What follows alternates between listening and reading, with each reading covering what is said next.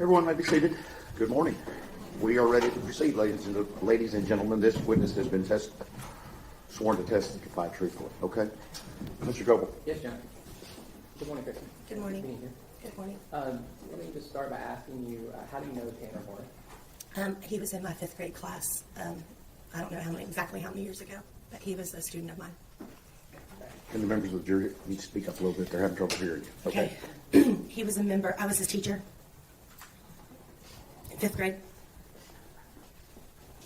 And because of all the publicity and stuff, I'm just going to call you by your first name. Is that okay? And you said you were a teacher in 5th grade. And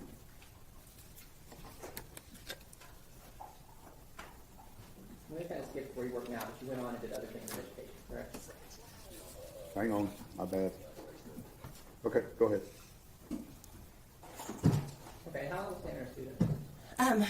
As I recall, I did not have him for the full year. He came to us, and then he left, I think, before the end of the year. And from your memory, was he moving around a lot? I mean, I just know from that, he wasn't with me for a full year. Okay, and did he make good grades when he was in your class? That I don't remember. Okay. What about his home life? What do you remember about that? I don't remember a lot about home life. I just remember being in the classroom. Did you ever meet his parents? If I did, I don't remember. Do you remember where he was living? I remember that he was living with a cousin that was also in the same grade, or maybe in a grade below. He was living with a family where there was a cousin that also went to the school, but wasn't in my class. How would that living situation be classified? Homeless, or I can't remember the politically correct term, but when you are a multi-family sharing a home space.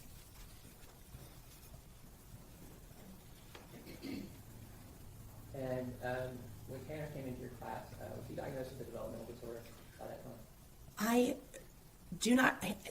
He was diagnosed as being on the spectrum. I cannot remember if that happened with us. I kind of feel like it did. And then, or it was like a newly diagnosed. So, but on the spectrum, high functioning on the spectrum. And was he referred for special education? Oh, yes. Mm-hmm. Was that kind of new for you having a student on the spectrum? Yes, he was one of my first ones. Now, when someone has a situation where they're not in stable living, stable housing, did that make it harder to identify people who need special ed at the time? Special education at that time. For those of us in education, when we know how to serve the kids. Mm-hmm. So I would say not necessarily. I would say that when you are in the classroom and you are seeing social interactions in classroom management, you can see things that may need to be looked at a little deeper. So describe that for me with Tanner. What was his classroom behavior like? His social interactions. So Tanner struggled socially, partially, I'm sure, from moving. Coming in the middle of the year is hard to do. And so struggling with social social norms, I would say. Do you remember having friends? I do not, but I don't think he was with us. I feel like, I know it wasn't the beginning of the year. I know it wasn't the end of the year. So I don't remember exactly the time frame. I just remember that it was kind of a chunk in the middle of the year. Can you recall how other children were treating him at that time or not? They thought he was. They thought he was odd. He didn't. When you're in 5th grade, you're starting to recognize that maybe you shouldn't announce to the class that you have to go to the bathroom. That kind of stuff. So maybe a little standoffish, but we also there were a lot of things that I did to try to build community. Okay, tell me some things about the structure of your classroom. We did class meetings every morning, and which composed of a greeting, where we worked on making eye contact and greeting each other, and then we would do a one-word check-in so that people would know, hey, and people could expand if they wanted to on how they were doing that day, so that the class would know if someone's struggling a little bit to maybe give some space. And we would usually play some sort of little game in that little morning meeting. And did you think that structure that you had going, the routine you had going, were those helpful for Tanner? I couldn't say. I think that they were helpful. Morning meetings were something that I did for years, and I think they were helpful to my class. And you mentioned like one of the social norms he was violating was kind of blurting things out. Was that common? Yes. What about, did you have art and music in your class? Yes. Did Tanner react to either of those all? I can't remember specifically, Tanner, but the children, we would listen to Disney soundtracks for group work, and then classical music for independent work. And that was just something that I would play lowly in the background so that it wasn't so distracting, like if you heard pencils dropping and things like that. Do you remember what your relationship with Tanner was like? I enjoyed being Tanner's teacher. Do you think he enjoyed you teaching him? I thought so, yeah. Did you ever see Tanner get upset? Actually, I don't recall, no. Nothing that sticks out. So for you, you were able to keep him calm and motivated? I think so. I do remember when he left that the school he went to called us pretty quickly to ask what were some things that we were doing to help with classroom management. So I enjoyed I enjoyed being a teacher. It sounds like you put a lot of thought into it. Were you able to try to talk to the other teachers and try to tell them about your relationship with Tanner and what it worked well for you? I called them. Do you think Tanner knew that you loved him? I hope all of my kids know that I love them.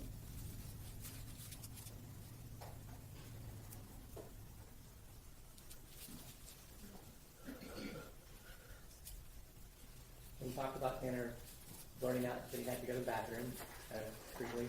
How'd the other kids take that? That held a little up for us? That was, I would take the class to the bathroom. I would only send them a few at a time. You don't send a whole class into the bathroom together. The rest of us would sit in the hallway and play a game while we waited for our rotations. The time I remember, we were coming back from the library and everybody had their books. And when it was Tanner's turn to go in the bathroom, he brought me his books and said, "Can you take these back for me? Because I'm going to be in there for a while." And which made me laugh. And the kids kind of giggled about it too. Was there a story about the Mad Libs? Yes, Mad Libs was something that we would do in our morning meeting. It's a good way to learn parts of speech. And Tanner I remember him really loving to do Mad Libs. And we were having a class party. I'm assuming Valentine's, because you only get 3 parties. He really wanted the class to do Mad Libs. And I said, "No, the class doesn't want to do that. We're going to do this." But I said, "But you can take the Mad Libs book and you can do it if you'd like to." And then Could you spell that? Mad Libs, like the old from the 60s, like the MADLIBS.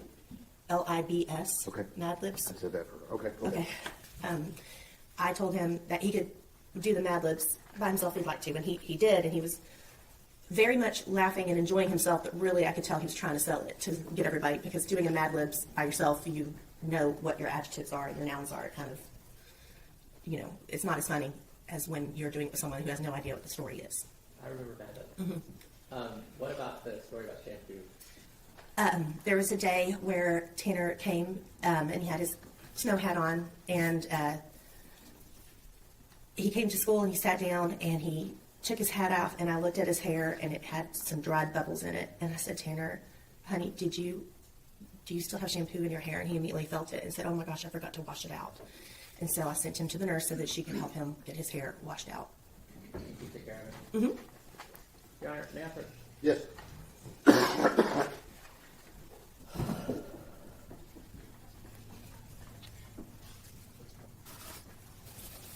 Honor, this is Independence Exhibit 70. Kristen, are you able to identify that image? That is our class picture. And can you identify Tanner in the photo? Yes. Which one is he? He is on the second to the back row, and he is second from the left. All right, move to admit defendant's exhibit 70 and publish it. Any objection? No objection, Your Honor. Defense Exhibit 70 is amended, and you wish to publish to Yes. appoint the two jurors? Yes, sir. Second row.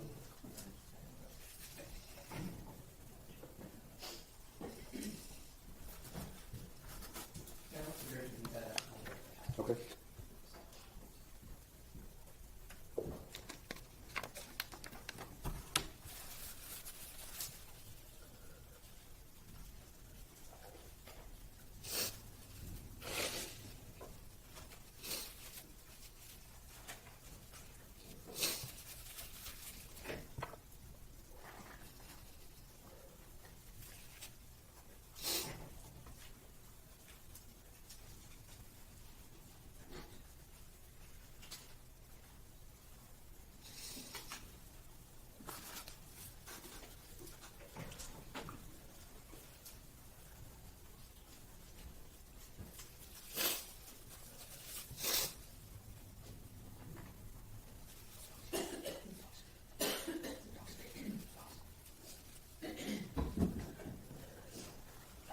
You pass the witness. Yes.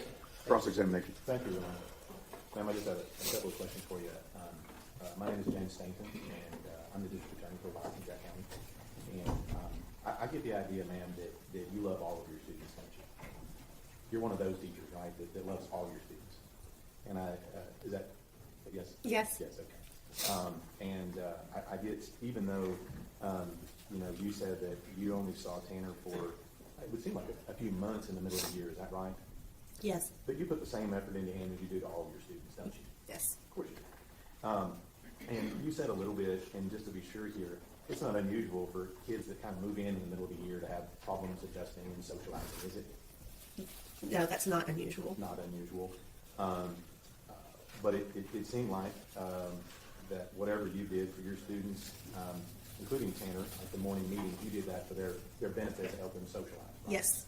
And you don't have anything to say, even during that short period, that you knew the defendant, Tanner Horner, that he had any problems with that? I'm Having sorry. the morning meetings and doing the things that you needed him to do? Yes, he enjoyed the morning meetings. Yes. That's what I was asking. Okay. He was able to participate with the other students Yes. and communicate whatever you had asked as far as giving their one word. I'm assuming that's good, bad, or happy or unhappy. Is that right? And he was able to do that. Yes. That's what. Redirect. Nothing further, I think. May this witness be excused? Yes, sir. Okay. Hang on just a minute.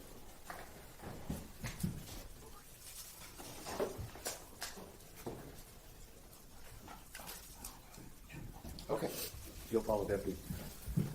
Who do you have next? Yes.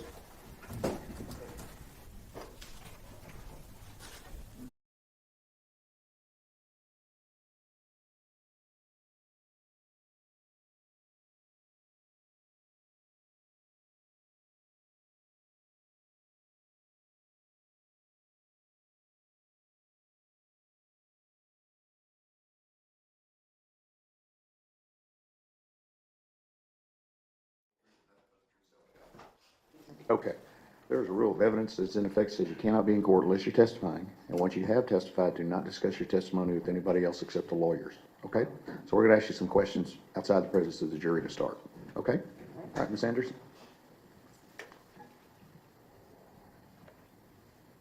I'm not sure, Your Honor, what you would like me to ask. Well, I'm going to kind of treat this like a 705 hearing. So, Oh, I okay. mean, or I can let the state go first. It's whichever way y'all want to do it. Well, Your Honor, it's not my objection, so, I mean, they have asked for this to take her on voir dire, so Okay. I think they get to go first. Okay. And Your Honor, for purposes of the record, the witness has requested that we use her name Beth Okay. instead of the full name, That's fine. and we'll provide the full name to the court reporter. Okay. Mr. Stegan. Thank you. Is it okay if I just say ma'am? Is that okay? Ma'am's good, I'm old, it works. Make sure of that.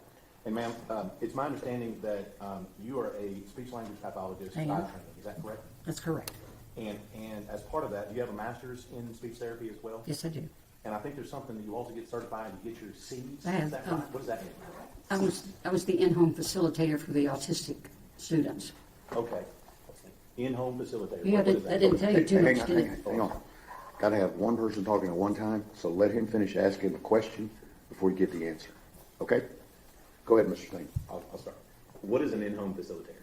An in-home facilitator works with the classroom teacher and works with there at the school to make sure behavior is being reduced in the proper manner, to make sure that that the student is there and learns, basically is what it is, without all the erratic behaviors interfering with the ability for them to learn. Plus, the rest of the students in the classroom don't want to be interrupted either. And then they also go into the home, work with the parents, set up a behavioral program so that the parents will know how to react to inappropriate behaviors. And then I also took certain students into the community to make certain that they understood how we behave in public. And then I go home. Okay. So let me ask you, as part of that, with regard to these students, do you do any testing of these students? Did you do any testing? Not for autism. That's the diagnostician. Okay. And you didn't, did you make any conclusions from that testing as to what you were going to do with those students? That's correct. So you took what the diagnostician said and used your training to form a plan. Exactly. Plus, before I just jumped in there with the diagnostician's recommendations, I went to the classroom and observed. But you wouldn't be able to testify as to what a diagnostician recommended because you're not the diagnostician. That is correct. But you used their expertise in what you're doing. That's correct. Okay. And as it applies to the defendant, Tanner Horner, what type of, let me just ask you, what year did you first come into contact with him? I knew you were going to ask that. Either 2003 or 2004, somewhere around there. When was the last time you had contact with him? Probably the last month of school, the last month of school in December of either 2003 or 2004. And so you only had contact with him during that one school year? That's correct. And what school was that at? Hazel Junior High. It was a junior high. And with regard to your contact with him, did you take the diagnostician's opinions and things and form some form of plan for him? Yes, sir. And was that you that did that or somebody else? That was me. That was you, okay. There are a lot of people involved when we do special education, so I want to make sure it's you. It was you? It was me. All right. And from that plan, what are you going to testify to today as to your interactions with Tanner Horner? I had been asked to just talk about Tanner, how he was, his behavior, if I had difficulties with him, if I saw erratic behaviors. And I'll be real honest with you, Tanner was a great kid. Great kid. We enjoyed each other's company. He behaved. Now, sometimes when he was playing games, because I would take him with another student, and we would go out in the community and we'd, go to a park and perhaps play a game at the table, or go to a restaurant, learn how to order, how to sit and wait for that order to be served. We went out to my place one time because I had pet deer. Pet deer. Okay, I'm going to ask you about it. No, just kidding. Go ahead. I just worked with them, with these students, to help them learn coping to whatever the situation was. Because cognitively, you throw something in on an individual who has Asperger's, Tanner especially, you throw something out of the ordinary into his daily schedule, and he's off. He can't adjust to it quickly. You need to slowly get him used to it, help him to think about what his behavior is going to be. All right, and so the summary of your testimony is only going to be that which with you saw him and That's observed correct. him. And so you're not planning on testifying about what the diagnostician said? And you're not planning on testifying about all the plans that you created from that diagnostician's recommendations? Would you repeat that? Are you planning on testifying about whatever the plans you created relying on those diagnosticians' opinions? Yes.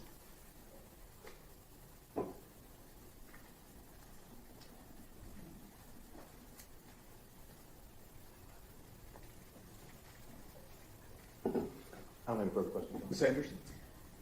Hi, Beth, how are you doing? Doing well, thank you. Hold on one moment, let me get to my other notes. In formulating a treatment plan, are you required to rely, or is it necessary for you to rely upon the results and reports of other people, such as a diagnostician? The diagnostician and the teacher. Yes, ma'am. Are the treatment plans that you provide and that you perform and develop, are they based upon your training and experience? Yes. Are they based upon your personal observations? Yes. Are they based upon your interviews with the student or with the family and teachers? Yes. And for today, well, let me back up. Are all of those things that you obtain, are those necessary in order for you to provide a treatment plan and develop a treatment plan? Of course they are. Are your treatment plans tailored to each student? Exactly. Why is it important to tailor it to each student? Repeat. Why is it important to tailor it to each student? Well, to meet their needs. Are you here to offer an opinion whether the diagnoses that was given to you from the diagnostician were true and accurate? To the best of my knowledge. Well, are you here to give an opinion about the diagnoses? Yes, I can do that. Well, have you been asked to give an opinion on that, I guess I should say? Or are you here to talk about the treatment plan that you provided for Tanner? I haven't been asked. Not yet, anyway. Not right? yet, that's right. Okay. But is it your understanding that today, when we get in front of the jury, that you will be asked to tell the jury what your role was in Tanner's life during that time you spent with him? Yes. And are you here to tell the jury about the activities that y'all did? Yes. And are you here to tell the jury about why you chose the activities that you chose? Yes. And are you here to tell the jury about, again, your observations as to how Tanner responded to those activities? Yes. I have nothing further on. Anything else? Is there an objection? The only thing I would object to is any testimony based on what another expert told her or anything else. Obviously, that would be hearsay and additional expert testimony based upon her experience. But if she's just going to offer her impressions of being around the defendant, I don't have any objections. I don't have any problem with that. I don't want her testifying from anything not in evidence that somebody else may have done. So in other words, she can't go into what the diagnostician's records or reports said. She can testify, I received the diagnostician's report, and as a result, here's what I did. I don't believe I was planning on going into that anyway. Then we're all on the same page. Okay. We are. And if Yep. I could have 2 shakes to run to the restroom. Okay. Anybody else? Nope. All right, 2 minutes. We got 2 minutes. We may need 3 now that he's filled. We are ready to proceed. Good morning. Morning. Now, for the purposes of this hearing, we're just going to call you by your first name, Beth. Is that okay? That's wonderful. Well, Beth, if you'll please introduce yourself to the jury. I'm Beth Weaver. I was an in-home facilitator. I'm a speech and language pathologist. Now, you kind of jumped ahead on me. You said that you were a speech pathologist, and that you seem to use that in past tense. Have you retired? Oh, yes. Oh, yes. As a speech pathologist, what did you do? I worked with, when I worked in the school district, I worked with students who had cognitive deficits, who had speech impediment, who had dysphagia or swallowing difficulties, who stuttered. I worked with a lot of the students from resource that just had a delay in language and difficulty understanding what was really being asked of them in the general classroom. Did you work with students with neurodevelopmental disorders? I did. Beth, before you retired, you mentioned that you worked with the school district. What school districts did you work with? All of them. Fort Worth ISD and Azle. Now, Beth, you also had told the jury that you were an in-home facilitator. What is an in-home facilitator? An in-home facilitator is an individual who tries to help the student adjust to the classroom, what's expected of them in the classroom, how to behave in the classroom, and also goes into the home, works with the parents, makes sure they have a program that would work on the behaviors that need to be worked on.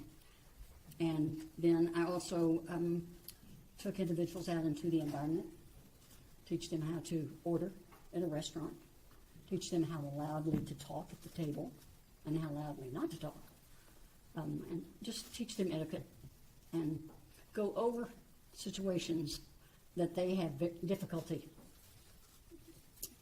staying within the lines of what we consider to be close to normal. Now, you said that you worked with the families as well. Why would you work with the families? Because he lives there, and because that program that student is working on in the classroom, the same type of reinforcement and the same type of punishment and the same type of results are expected out of the home also. What happens if you don't have that balance where you're working with you in one case where the rules are enforced and then going home and the rules are not enforced? How does that affect the efficacy of the program? It affects it for sure, because the student is at home much more than they are at school. I know that everyone thinks they're at school all day, so they're at school longer, but the effect of the home disciplinary actions affects what he's or she's going to do at school.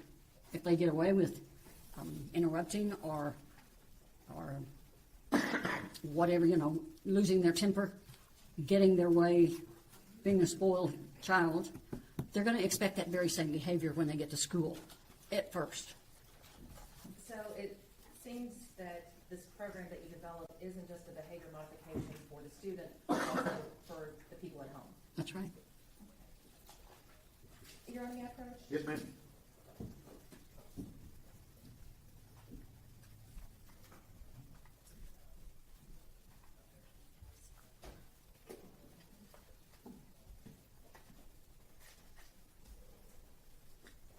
Beth, I'm going to hand you what has already been admitted as defense exhibit number 69.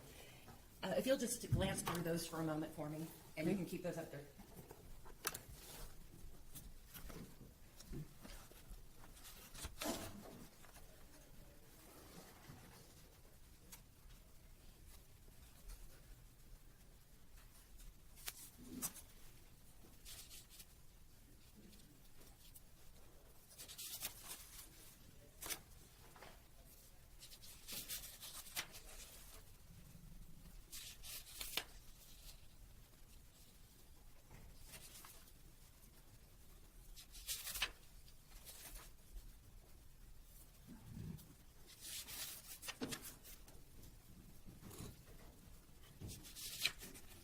While you're glancing through those, I was just going to ask you a couple of questions. One is, as an in-home facilitator, did you maintain records of your visits with Tanner and his family? Yes, ma'am. And as you're looking through those records, I want you to tell the jury whether or not your records from your visits are contained in those records. Yep, they sure are.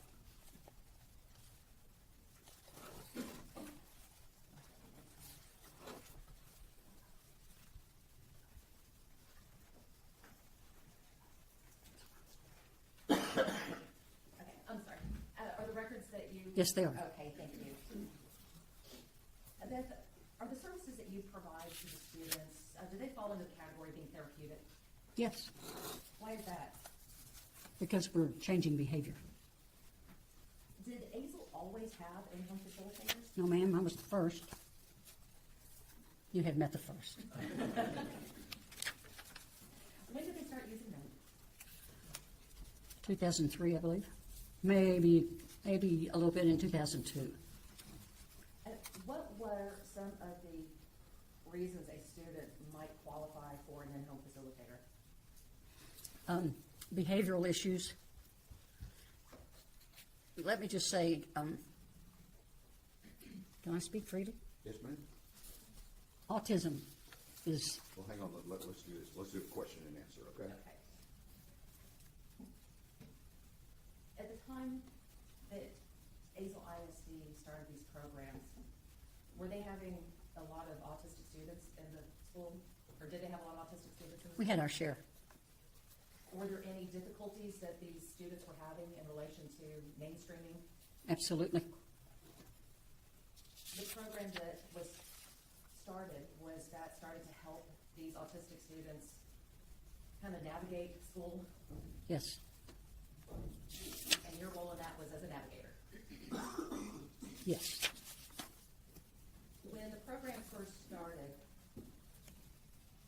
how many students were you responsible for? In the beginning, 7 or 8. As time went on, it grew into the teens. Beth, what was the goal of the in-home facilitator program? Is to help the student control their behavior, to help the student understand why a certain behavior is necessary, to help the student navigate through life using the behaviors they have learned. How was it determined, or how did ISD decide who was in or wasn't in the program? They were tested by another individual, a diagnostician. And if they met the qualifications, then they would be admitted to the program? Yes, ma'am. Was Tanner admitted to this program? Yes, ma'am.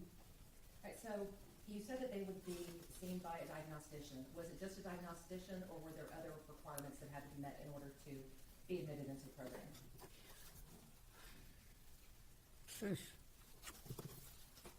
What do you mean by other? Well, was it just one person, or did you have a team of people? Team. What other types of team members helped make that decision? The teacher would be involved, the diagnostician, the school psychologist, and the school counselor, and the speech and language pathologist. You mentioned a whole set of goals that the program had. What did you do to help these students achieve those goals and to navigate? I worked with them on coping behaviors. I put them in situations that I knew would cause them anger or frustration so that we could work through that and let the student understand, oh, yeah, if I do this behavior, it's a whole lot better than the other one I've been doing. Now, you said that you had about 7 to 8 students. Did you have specific schedules for each student? Did you work with them as a group? Did you work with them one-on-one? How did that work? Most autistic students I saw on a one-to-one basis. And when they reached a certain level of behavior, then I might pair them.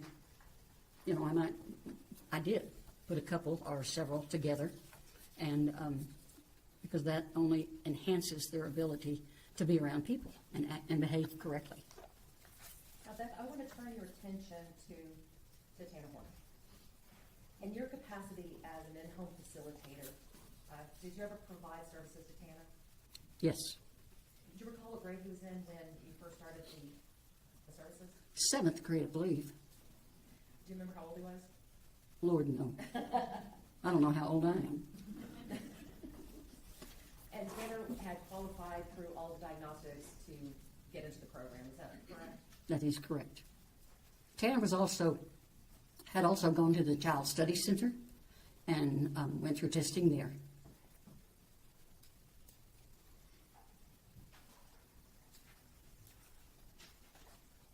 You want me to have a moment? Yes, ma'am.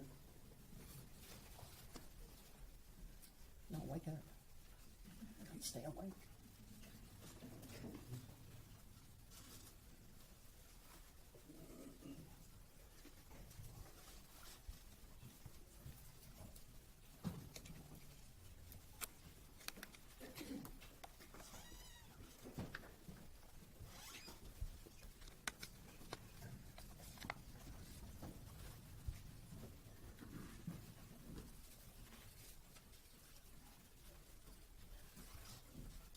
clear something up?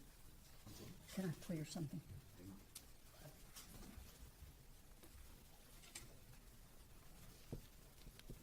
I want to talk to you a little bit about Tanner and your work with him.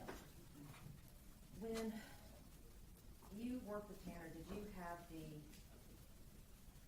opportunity to observe his behavior with other students? Yes, Did you have the opportunity to observe his behavior with his teachers? yes, Did you have the opportunity to go into his home? yes, Did you have the opportunity to not just go to his home, but meet with his mother and grandparents? yes, Did you take him out into the community? yes.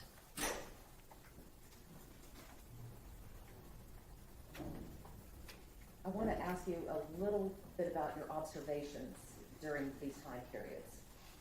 How would you describe Tanner's ability to recognize social cues? Social cues, did you say? Social cues, yes. Not good. Why do you say that? I mean, at times it was okay, but he just, his cognitive abilities stopped at a certain point for him to be able to understand jokes, teasing, bullying. He was definitely bullied through school. And those were aggravating to him. And he got angry, of course.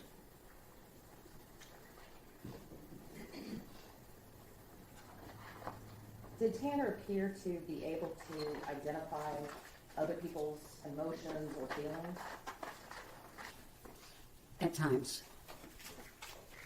Do you feel that he was able to understand boundaries? No, Or why do you say that? because it's true.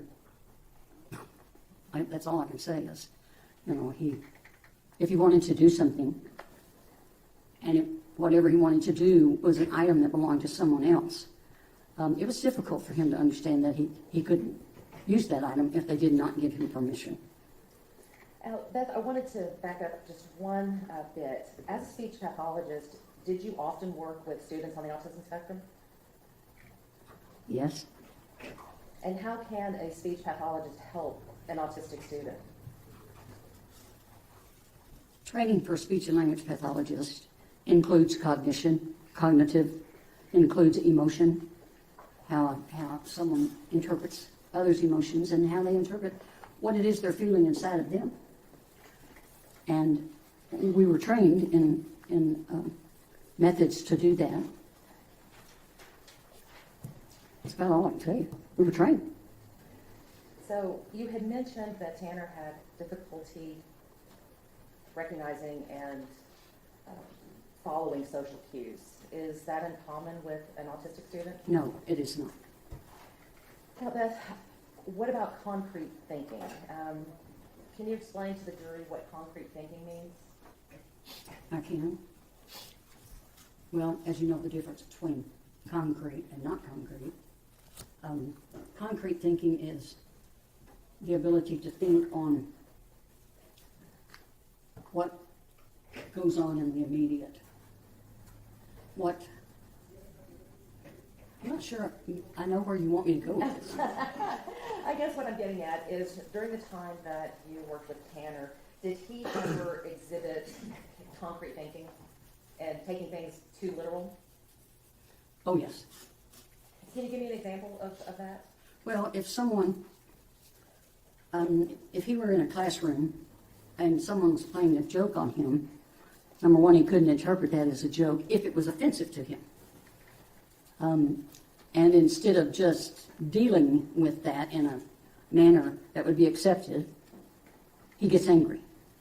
His anger would be pretty bad at times. Did you ever see him lash out at any other students? I have never seen that. Were you ever concerned that he might lash out at other students? No, ma'am. You had mentioned that when playing with other students, that he could get angry. Could you tell what the basis of the anger was? I mean, was it because anger to get anger? Was he frustrated? Was he annoyed? Could you tell the difference? He basically didn't, he couldn't understand it. Just couldn't understand it. When playing with other students, did you ever see him become frustrated with the process? Yes. Can you give the jury an example of one of those instances? I can't remember the name of this game years ago. It was a card game. You collect the cards and then you play a... The Pokemon? Might be that, sure. When I had him with another student, they would play that. They couldn't wait. That was exciting to them. But if the other student did not follow the rules, and believe me, Tanner knew the rules. He just didn't understand all of them, but he could quote them to you. If the other student did not follow those rules, he couldn't take that. He just didn't understand that. No, you can't do that. I told you earlier, you can't do that. He needed the world to behave in the way he had learned the world was supposed to behave. And that's not the world. Well, how important is structure? Terribly important. Why is structure terribly important? Because it's the same thing over and over. There's no change. Tanner had difficulty with autistic students have difficulty with change in general. Any change in the routine, that will set them off. They can't adjust to that. If you sat down with them and you told them ahead of time and you kind of worked them through it and you helped them to decide, well, my behavior needs to be this and not this, then they would do all right. But if it was just a change, just happened, that just messes their day up. They cannot adjust to that. They have to learn coping techniques to do that. Is this one of those things that you worked on with Tanner during the program? Yes, ma'am. Right. Now, Beth, before I get into the actual program that you had with Tanner, I want to go back to you collecting all the information in order to develop that program. Now, before you had talked about the importance of going into the home and speaking with the parents and the grandparents and the caregivers in this case, did you, and I believe you told us that you had gone to Tanner's home Yes. and you had met with his mother. Yes. And you No, met with his I met with his grandparents. mother briefly, Okay. mostly grandmother. How important is it to go to the place where the student lives? Why does that matter when you're developing a program? Well, it gives me an insight into how they live at home, the circumstances and the environment that they live in. And all of that, of course, affects our behavior. Well, you said that it can affect your behavior. How can home life affect the behavior of a student who is on the spectrum? No different than from any other child. Okay? Home life affects every child. The difference is a child who is not on the autism spectrum can adjust to those changes and can go on with the day in a normal manner. Children with autism cannot adjust. They have difficulty adjusting to those changes, and it's frustrating to them. And that's where you come in to teach some coping skills to help them adjust to those changes. Yes, ma'am. You said that you briefly met his mother. What was your first impression of her?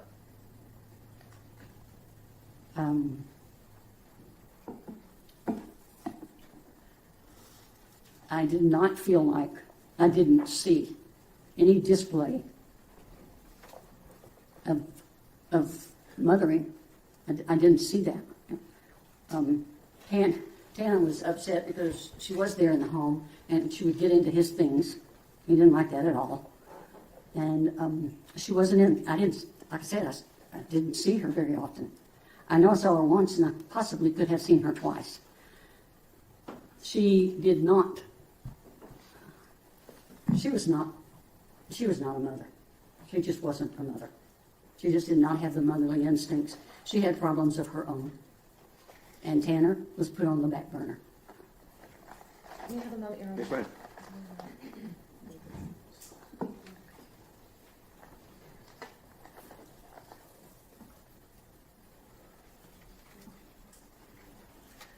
Now, Beth, I'm going to publish what has already been admitted as Defense Exhibit number 69. Do you recognize this document? I sure recognize that scribbling, yes. Is that your scribble? That's mine. Okay. You had mentioned that Tanner's mom was having some issues. Were there any concerns about her being in the home? Tanner didn't particularly like it back then. like I said, she got into his things, moved things around. I mean, he had a routine, and he needed to stick to that routine. And with his mother being in the home, and it was a small home, with his mother being there, it just put a stick in his spokes. He just couldn't roll with it. Now, Beth, did the grandparents have any concerns with Tanner and the mom being in the home? Or I should say, I see you documented that there were concerns. Is that something that affected the stability of the home? You need to rephrase that. I think I did. That was a very good question. No. I'll try again. Okay. Did the grandparents in this case have any concerns with the mom being in the home? Oh, I don't Did know. her presence cause any instability? For him, yes, but I don't know about the rest of the household. And in your records, you had documented that the mother had not always, or had been in and out of his life, and that he had moved several times during his youth. Yes. Why is it important to document that he had moved several times? Kind of seems like we're just repeat and repeat, doesn't it? It is important because anything that happens in a child's life affects them. And moving around is not stability. And it would be difficult to continue a normal routine in all different situations. Because, I don't know where they moved to. I don't know what that was like. He didn't either. He just had to go. Right, so moving on to some more of your records. You had noted that the influence of Tanner's mother being in and out of his life was an area of concern, and that the grandparents believed that his aggressive behavior stems from the instability with the mother. Were you able to observe anything to support these concerns?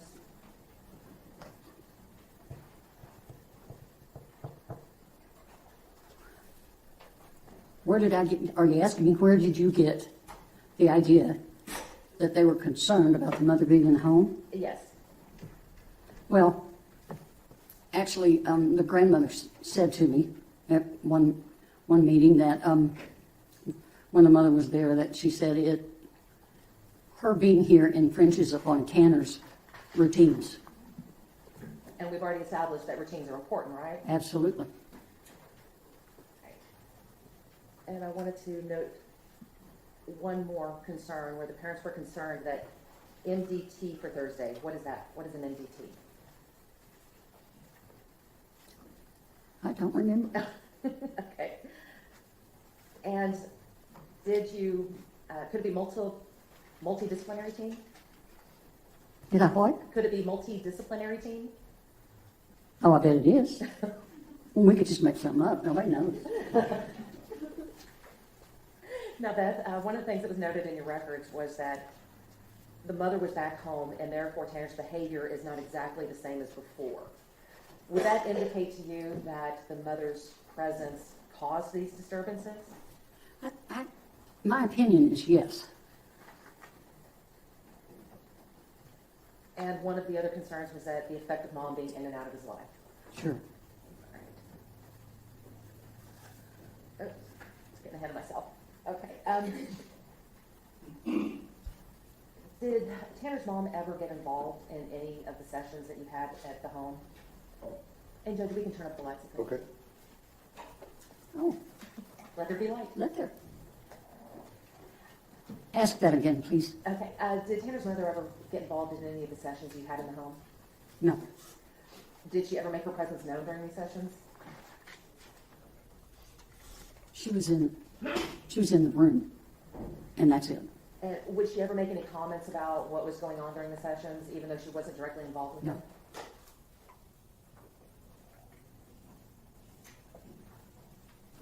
You mentioned his, in your records, you talked about how his behavior seemed to change whether mom was there or not there. Based upon your observations, do you feel that he was doing better with your program when she was in the home or out of the home? Out. Why is that?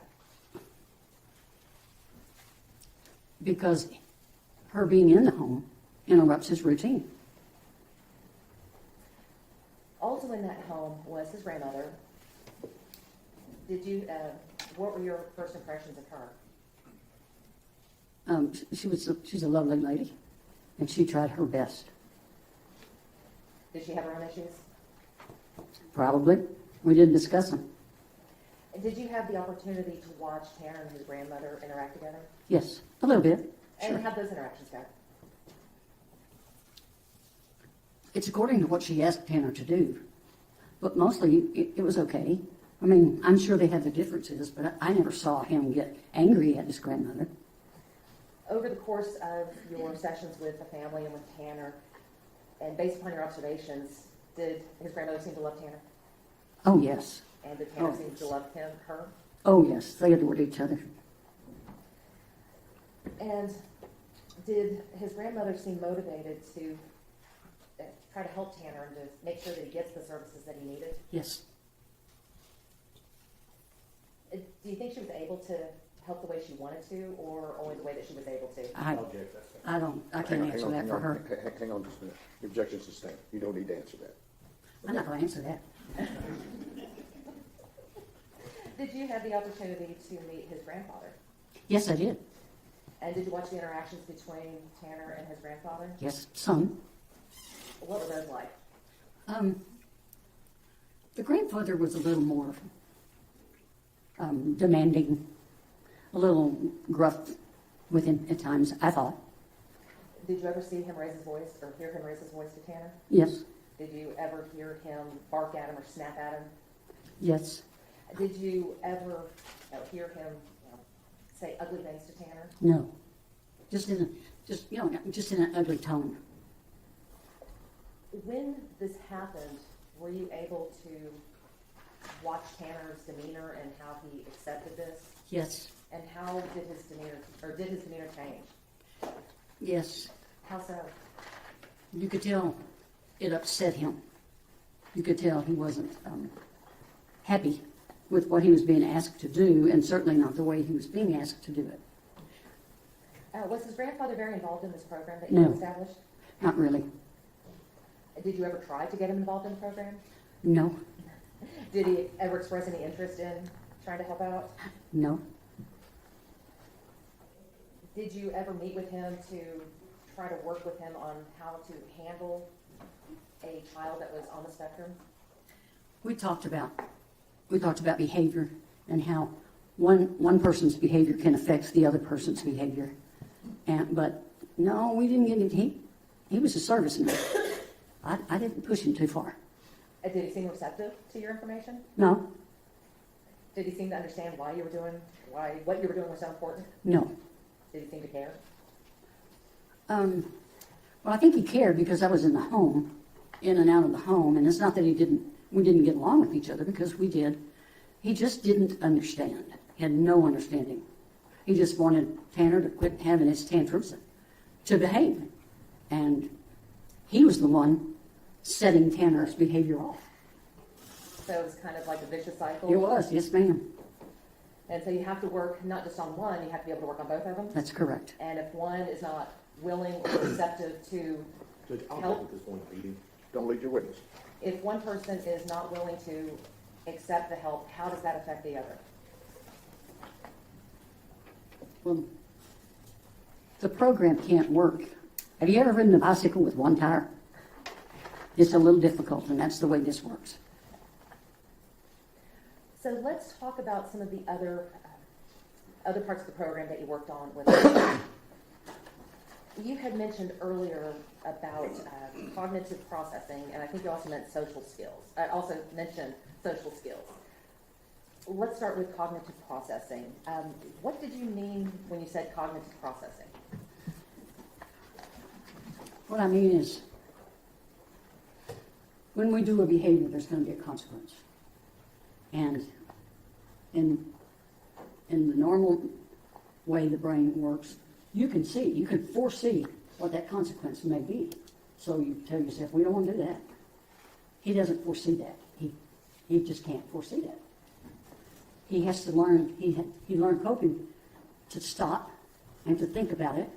What have I just done? And if I do this, what's going to happen? And that's a hard process for anyone. They have to stop themselves in the middle of whatever's happening. but he could not see, couldn't project what was going to happen. So is cognitive processing, is that interrelated with the ability to problem solve? Oh, absolutely. And you mentioned that Tanner couldn't foresee consequences of his actions. Does that directly impact his ability to problem solve? It can, yes, and probably does in many ways. Based upon your observations of Tanner, could you see him attempting to work through the process to solve a problem? I could. He was getting there, let's put it that way. And describe that for me. He would stop. He would always look at me, and I'd just look at him back like, come on, let's think about this. You got to think about this. So he had learned, at least to stop what he was doing if it didn't feel like it was right.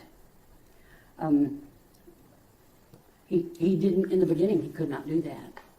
Well, how do our emotions play into our ability to problem solve? How do our emotions? Yes, when we're talking about problem solving, you talked about cognitive processing, but do our emotions affect our ability to cognitively process? Certainly. And so were you ever let's try that again.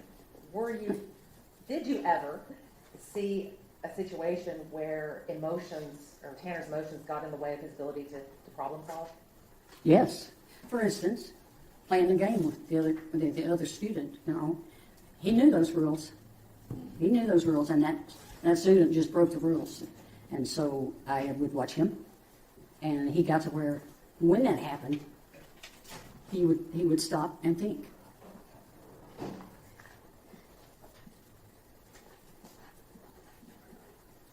Did you ever work with him on the importance of being able to compromise? Yeah. Why is that important? Because when you're around people, you have to compromise. It's not all about you. How did your sessions on compromise go with Tanner? Well, it's not like we had a session, okay, today we're going to do nothing but compromise. Mm-hmm. The compromising goes along with the problem solving and hopefully the understanding of what's going to happen. If a certain behavior is displayed, this is going to happen, and that's not good. Now, Beth, you had also talked about the importance of learning social skills. Why is it important that we learn social skills? Because we live in a social society. What kind of social skills did you work on with Tanner? We worked on talking about what other people wanted to talk about, not always what we wanted to talk about. Allowing other people to join us. If he's working on something he's doing real well, and they come over and want to join him, let's let them. Maybe they have some good ideas. You had mentioned earlier about community outings. What kind of outings would you take Tanner on? We went to the park. We went to restaurants. We went out to my house to see the deer. That's about it. We went to numerous restaurants, some that were quiet and some that had a more noisy environment. Why are these community outings important in your work? In my work? Yes, and your work with students. Because it helps them to learn to cope and to adjust and to accept what's happening around them without having a meltdown. Throughout these outings, did you see any improvement in Tanner's behavior Oh, and yes. his coping? Oh, yes. Yes, Tanner. At first, the first restaurant, he talked too loudly and, it interrupted people around us. And as it went on, he learned not to do that. And he would ask me, am I talking too loudly? I would say, a little bit, yep. And he would adjust. Now, Beth, I have some more of your records here. And one of the things that was discussed was the ability to reduce Tanner's tantrums and increase socialization skills to allow him the privilege of having friends. Yeah. Did Tanner have a lot of friends? No. Tanner was bullied at school. So, he might have had I don't ever know of one, to tell you the truth, but hopefully he did have friends, but I don't know of a single one. Now, you had talked about taking Tanner out to eat, and one of the notes that some of the behavior that you observed was he was excited to go with me to get a bite to eat. He was awkward when ordering his meal. He was not vested in any topic other than his areas of interest. I always initiated the conversation, and Tanner would respond, but did not perpetuate a stream of conversation. Right. Was Not this- unless it was his interest. Was this uncommon, or is this uncommon with a person on the spectrum? No.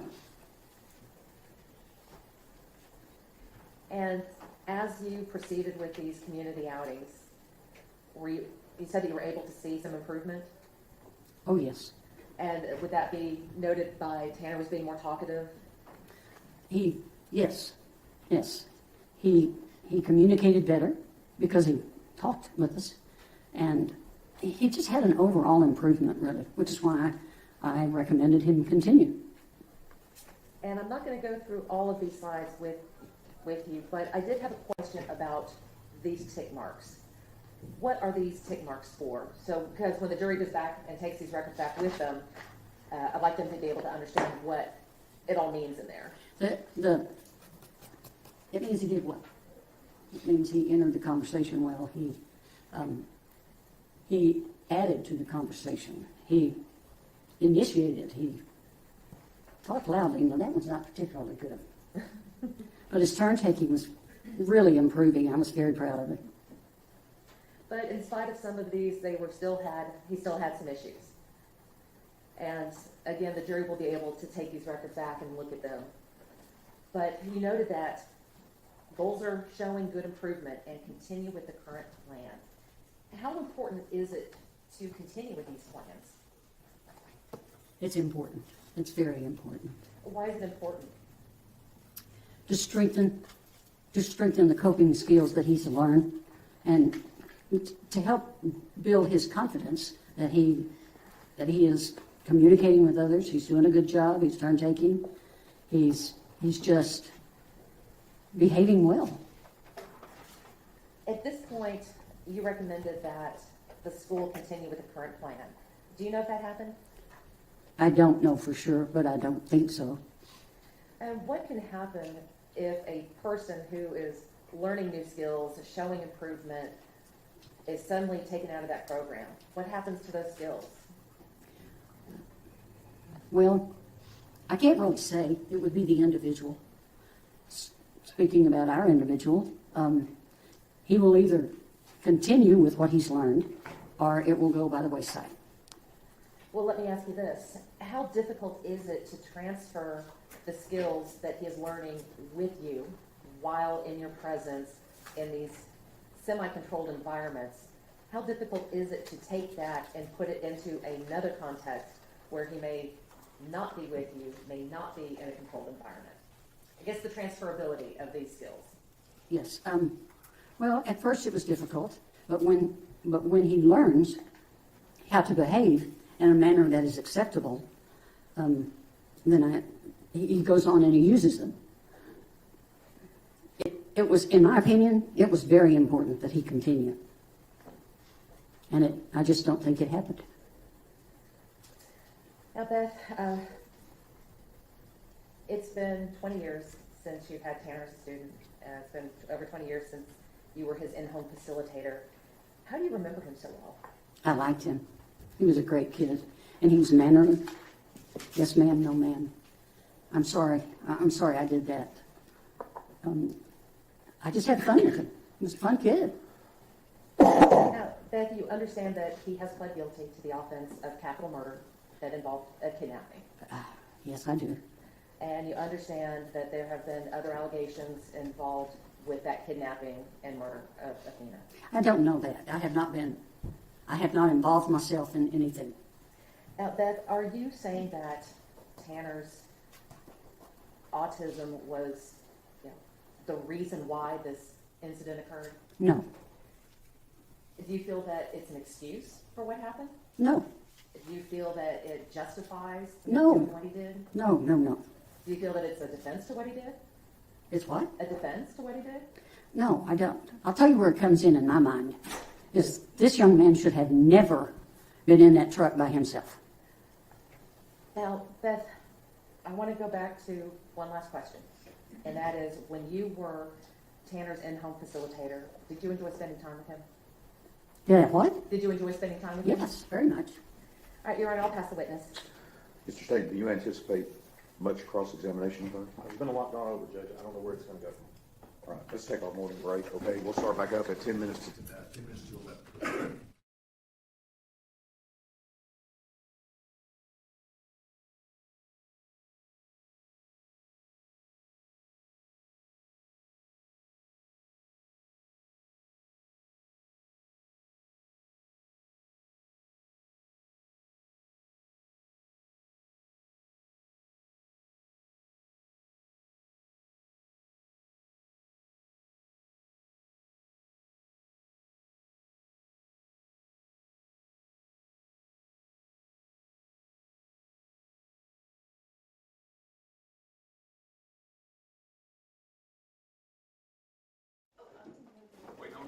Wait on me, you're going backwards? Wait on me, you're backing up? Beep, beep, beep.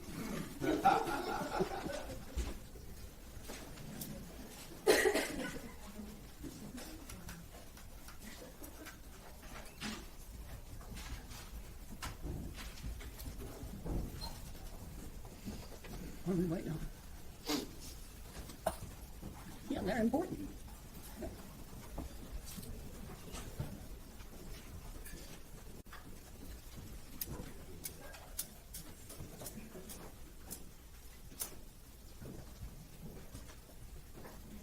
Yeah, everyone can be seated. Then we can.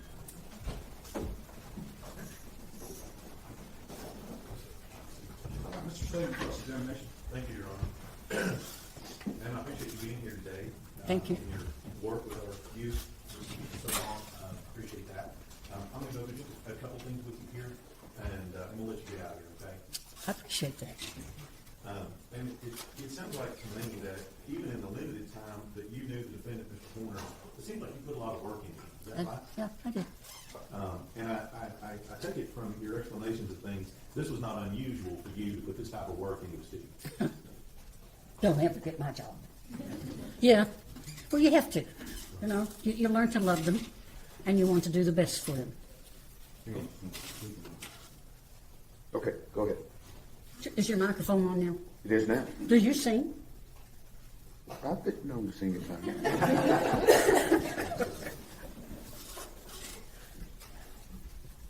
All right, back on top.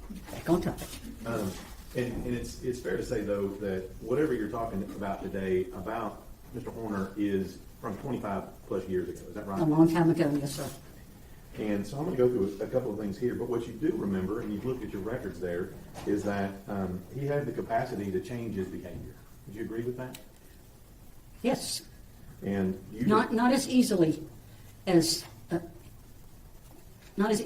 children that aren't under the autism spectrum. But yes, his behavior can be changed, and it Right. was. And you noted that in your report, and I think we saw the little hash marks and things on there where you're giving him a score that says he's doing better as you're working with him. Is that right? That's right. And it seems like for all your records, he continued to do better throughout your training with him. He did. And this is through, you said the 7th grade, is that what you said Yes. earlier? And at some point, it's up to him as to whether or not he continued with his positive behavior or not. That's true. Now, we talked a little bit about the family situation, and it looks to me from your records, and I think one of your records says specifically that the grandparents were always a stable factor in his life. Did I read that right? That sounds like something I would write, Okay. because I felt that way. All right, I'll leave it at that. And because of that, I think you said that his grandparents, one or both, would at least attend your sessions or meetings or what have you. Is that right? Except when we had our outings to restaurants, etc. But yes, they were there in the home. And you'll agree with me, being there in that home, if you had seen anything that you felt was a problem in that home with the grandparents, with Mr. Horner in the 7th grade, you would have reported that, wouldn't you? Yes, I would have. Because that's because you're a mandatory reporter in Texas. That's correct. So you felt comfortable being in the home and working with Tanner in and out of the home. Yes, I did. And so, as part of that, you said you taught him a lot of things about social cues, cognition, thinking, things of that nature, right? Yes, sir. Now, as part of your program, and correct me if I'm wrong here, but it seems like you're teaching them a lot about how they're supposed to act out in society. Is that right? That is correct. And this is not unusual for all sorts of kids with all sorts of other disabilities, not just autism. That's correct. And so in that vein, the things that you're teaching them is things on a basic level, like right and wrong. Is Yes, that sir. correct? So not stealing. Is that right? As far as behaviors go. Behaviors, of course. All the way down to what voice level you're supposed to use in a restaurant. Yes. And those are those things that you are ingraining in them and giving them examples and showing them the right way to act. Yes, sir. And in this particular case, even though you had a limited experience with Mr. Horner, you've indicated that he understood and had the capacity to make those right decisions. Correct? Yes, if I understand what you're asking. Well, I guess you said a little bit that that if given your skills and given your training, that he had the ability to stop what he was doing if he didn't feel like it was right. That's what you said a minute ago. Uh-huh. And so you're teaching him what is right and what is not right. When it comes to him, yes. Him, of course. And at some point during that, you indicated that he was able to improve, and I think you said he was getting there. He was. He sure was. That's right. And that he can do these things, correct? He has been informed. Whether or not he applies it, that's up to him. But yes, he had learned. Now, went over a lot of things. I'm trying to catch up here.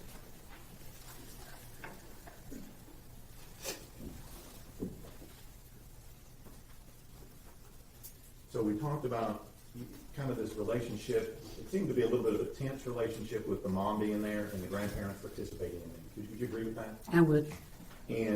But even though that was going on, we still had the grandparents being active in his life. Absolutely. And this is not the first time you've had grandparents raise a child, is it? No. And even if mom was being disruptive or causing a problem, that was Mr. Horner's base was his grandparents. That's right. And I think you talked about his grandma. You described her as a lovely woman. Is that right? She's very lovely.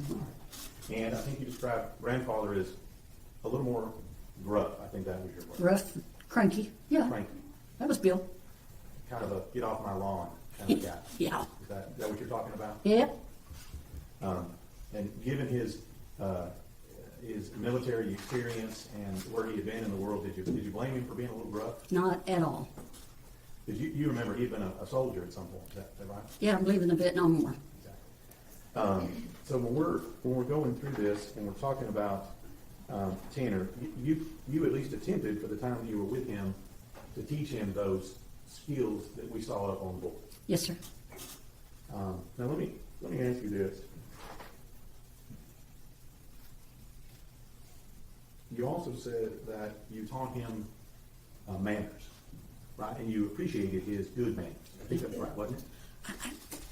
I don't know if I said I taught him manners or not, but I taught him how to behave, was trying to get into his head how we behave in public.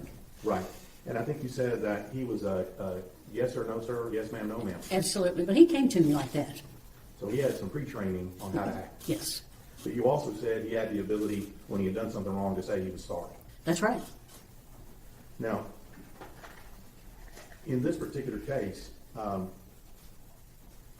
you said something earlier, and I want to ask you about it. You said that Tanner should have never been in that truck. Is that what you said? That's exactly what I said.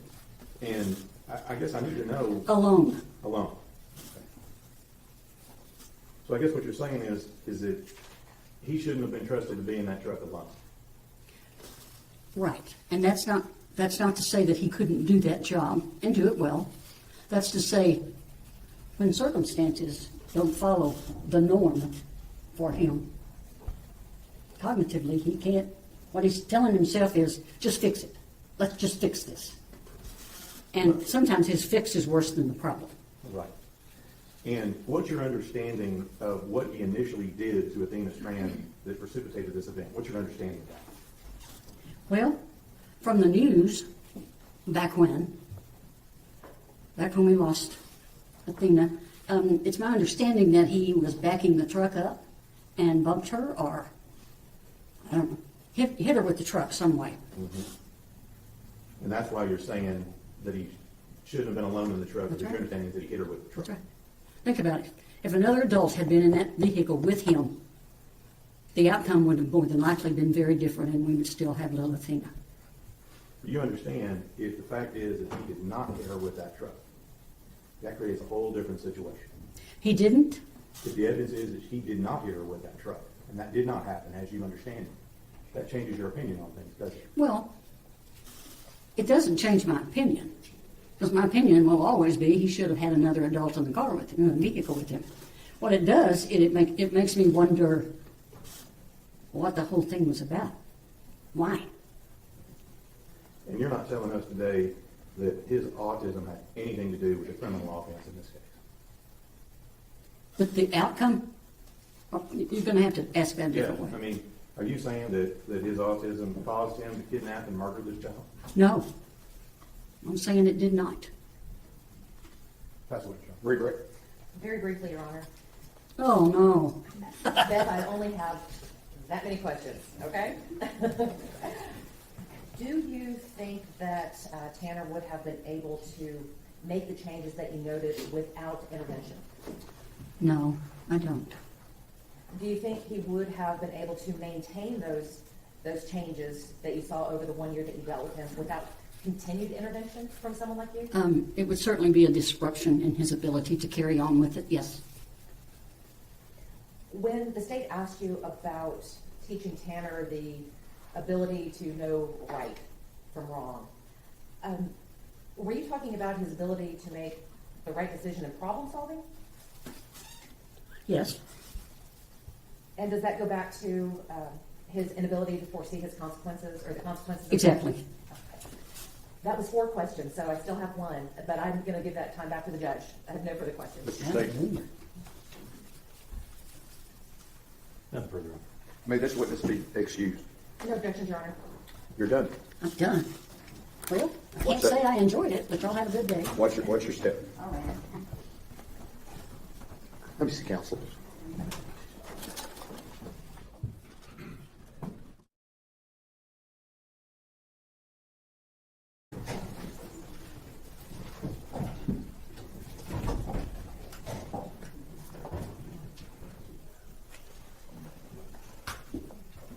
Good morning.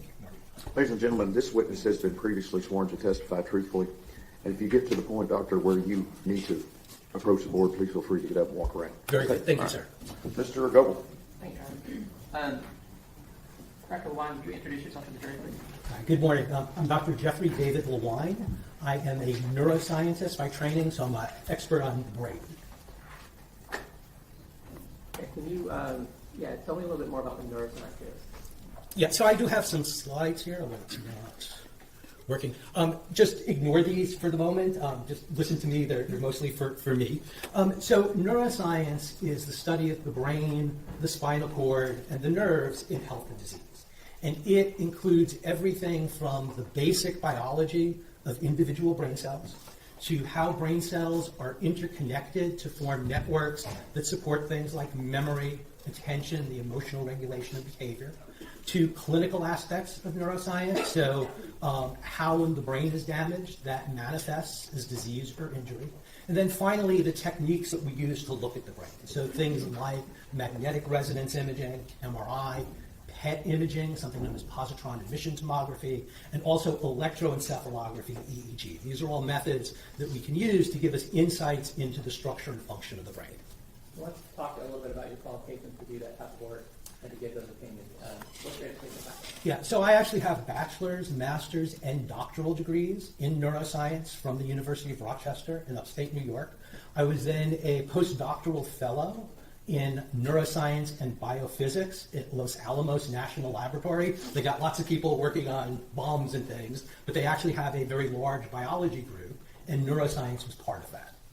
And are there particular areas of neuroscience that you specialize in? Yeah, so I am generally recognized for my work in different types of imaging technologies. So again, MRI, PET, EEG. I do work on a number of conditions, most notably autism spectrum disorders, traumatic brain injury, epilepsy, and post-traumatic stress disorder. And where do you currently work?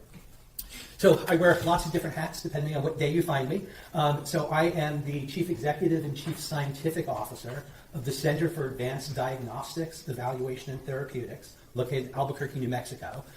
Cadet is involved in the development and evaluation of new diagnostic tools and new therapies for autism, PTSD, and traumatic brain injury. I'm also the CEO of Neuroscience Expert Consulting Services of America. That is the small business that is involved in legal work, in this case here. I am an affiliate professor of translational neuroscience at the Mind Research Network, also in Albuquerque. MRN was established by a $60 million grant from the United States Congress to look at brain structure and function in health and disease, especially psychiatric disorders. I have faculty appointments in neurology and psychology at the University of New Mexico, and I'm also the director of research for a small pharmaceutical company, Beyond Barrier Therapeutics, where we're developing and testing new therapies for traumatic brain injury and something known as organophosphate poisoning. Are you a medical doctor? So I'm not a medical doctor, I'm a PhD. So you're not here to testify to a diagnosis for Mr. Horner, any particular condition like a doctor would do? Yeah, that's correct. So I don't do diagnosis. I'm involved in the science of treatment, but I don't do direct treatment. I don't prescribe medication. I don't do diagnoses for individuals. Okay, so for this case, I'm here to use your expertise as a brain scientist, for lack of a better word, to talk about Tanner's brain. Yeah, I was explicitly asked to use the technologies that are available in neuroscience to get an understanding as best as possible of Tanner's brain structure, brain function, and to, based on putting that within the historical context of the information that we have on him, to try and understand what might have caused these abnormalities in brain structure and function. And is there any kind of independent evidence that you're qualified to integrate the types of information you'll be talking about here today? Yeah, so I do this type of integration of methods on a daily basis. I have had faculty appointments at numerous universities throughout the country. I've had appointments in the Department of Radiology, appointments in neurology, psychiatry, psychology, even electrical engineering and computer science. So I've got a very broad background in neuroscience and integrating various different types of information. And do you present your research at scientific meetings? Yeah, so I have done invited presentations at more than 100 different national and international scientific meetings. What about publications? Have you been published? Yeah, so I've got over 75 peer-reviewed publications. I'm the co-author of a textbook on functional brain imaging. And how is your work funded? So my work is predominantly funded through research grants. So I've had funding from the Department of Defense, National Science Foundation, National Institutes of Health. I currently have a $2 million contract with Special Operations Command of the Department of Defense for developing and evaluating a new therapy for traumatic brain injury. And just earlier this week, I submitted an application to the Advanced Research and Project Agency for Health for $40 million to examine post-traumatic stress disorder. Do you do mostly legal work? So legal work is about 40 to 50% of my effort. Mostly I'm involved in doing these grant types of things, again, evaluating new therapies, developing new therapies. I do some legal work. It's split between civil work and criminal work like this. About 60% is civil work, 40% of that is the criminal work. So, you ever testified as a neuroscience expert in court before? Yeah, so I testified to my neuroscientific opinions. No, I don't want things being displayed here that are not in evidence, Right. okay? Yeah. Okay, again, this is stuff that's not admitted into evidence. I mean, there's stuff on board here that is not admitted into evidence. I think all of that would be on his CD, so we can go ahead and move to his at that time. Will you have any objection? Well, I mean, it was shown to me, and I wasn't really understanding exactly where they were going with this. None of this is in evidence. And I guess it depends on what they're offering it for. Well, it appears to be a PowerPoint presentation. Yes. So, do you have it, you've seen it? I have seen it. Do you have any objection? Well, my objections would be to anything in it that's obviously hearsay, and if it goes to his opinions that are expert in nature outside of his expertise, I would also object to it on that basis. But I don't. All right, y'all retired to the jury.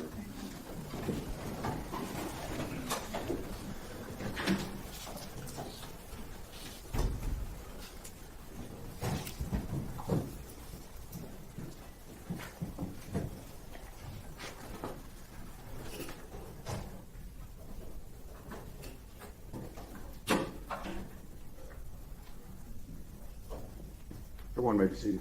I didn't mean to cut you off, but I mean, he's flicking the deals, and I'm like, wait, what's going on? So, Well, with the other experts, I introduced the CD first, and nothing on here is going to be contained on the CD so far. well, but I mean, he's testifying, and like this, I've been recently awarded 1.5 million from the Special Operations Command.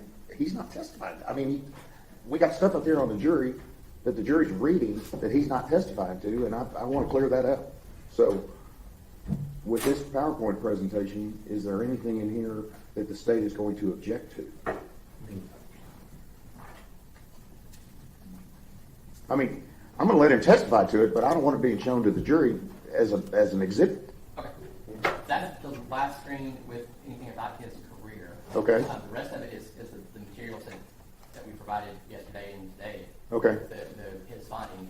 It's based on the radiology report of Dr. Bono and the PET scan and the EEG scan, and then the quantitative analysis that Juan did himself. Okay. Well, some of the stuff, I mean, we didn't go over all this stuff in the 705, if I remember correctly, but there's stuff in here about he's making assessments as a defendant as to what his toxic exposure is, what it's from, his neurodevelopmental disorders, which he can't diagnose. That comes from somebody else. Well, but I'm assuming he relied upon the other reports that have been testified to.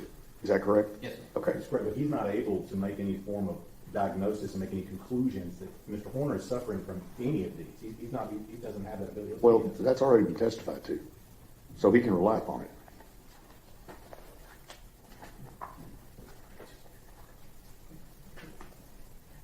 May I ask a- Yeah, I mean, if it's going to be, are they offering it just to be demonstrative, to just show certain things, or are we trying to admit it actually into evidence? What do we, This is just demonstrative evidence. We have his 3 reports. We're going to move to enter, and we have his CD. It's already been entered into the record, and we're going to move to enter it all first. Okay. And Do you have any objection to that? Here, I don't think so. Okay. I had no intention of putting in every, well, I mean, the images he's going to use. I think the report itself probably contains. As long as we're going to introduce it so the jury can have it if they deliberate, I'm good I'll with do the it. next thing. Okay. All right. Okay. Oh yeah, absolutely. All right, sorry. Demonstrative, I mean, I'm going to say demonstrative only on this as far as the power. Yeah, this is demonstrative only. I don't intend for this to go back to the jury. That's why I supplied it to. But we will mark it. We'll introduce it for purposes of the record. We can absolutely. Okay, I'm good with that. I just want to make sure I understand. So, information about toxic exposures that's in reports that I have read, am I allowed to? I will it's- next ask you to identify these, which will be your 3 reports and your CD. And that came from Dr. This is the one. Speck, correct? Yes. Okay. Yes. You can rely upon Speck because he has testified in front of the jury. So Dr. Davies has not testified yet. He did a formal report. Yes. Am I allowed to talk about his Get one that you observations? read this, I don't follow. You are allowed to testify that you received a report from Dr. Davies, but don't go into the report. Okay. Okay? All right, would that include anything that he's going to testify as potential conditions and results with regard to the defendant that you took into consideration and make, I mean. You may testify that you received a report from Dr. Davies that you relied upon, but do not go into anything involving the contents of Dr. Davies' report. No, but from his perspective, he had, from his neuroscience perspective, what he did, he will be able to say whether his results are consistent with FESD, ASD, those things, but not talk about what Davies was saying. I'll let him do that. And am I allowed to indicate that Dr. Davies' report indicated that there was likely alcohol? No, you're going into the report, okay? Some of that's on this. Well, that's just for demonstrative purposes, so it'll all tie up, so let's go. Does that make sense? All right, let's go. I'm just going to start out here. That's fine. Thank you, sir. Yes, sir. So I get through this sentence out of order. Well, not to remind you of this, all that to say, well, you know, the guy, We're good. okay.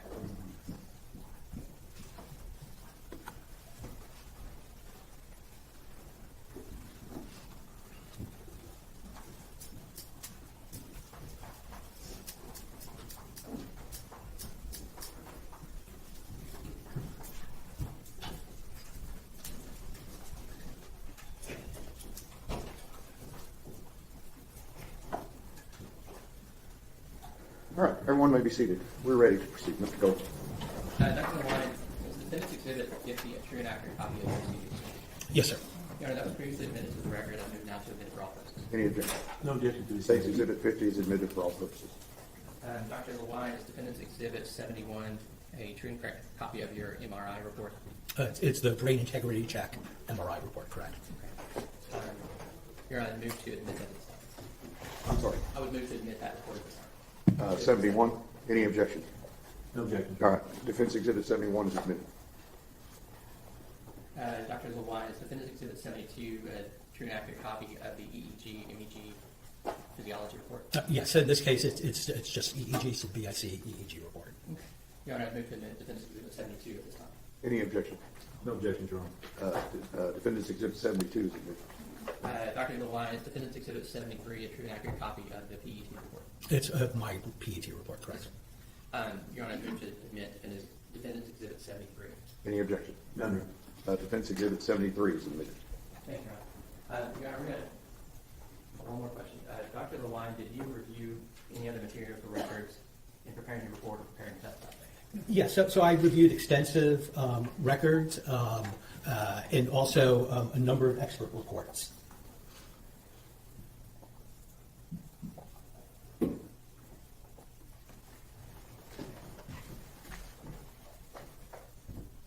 I believe I was asking you if you had testified in court before, and you answered that. Have you ever testified in criminal cases in Texas? Yes, on numerous occasions.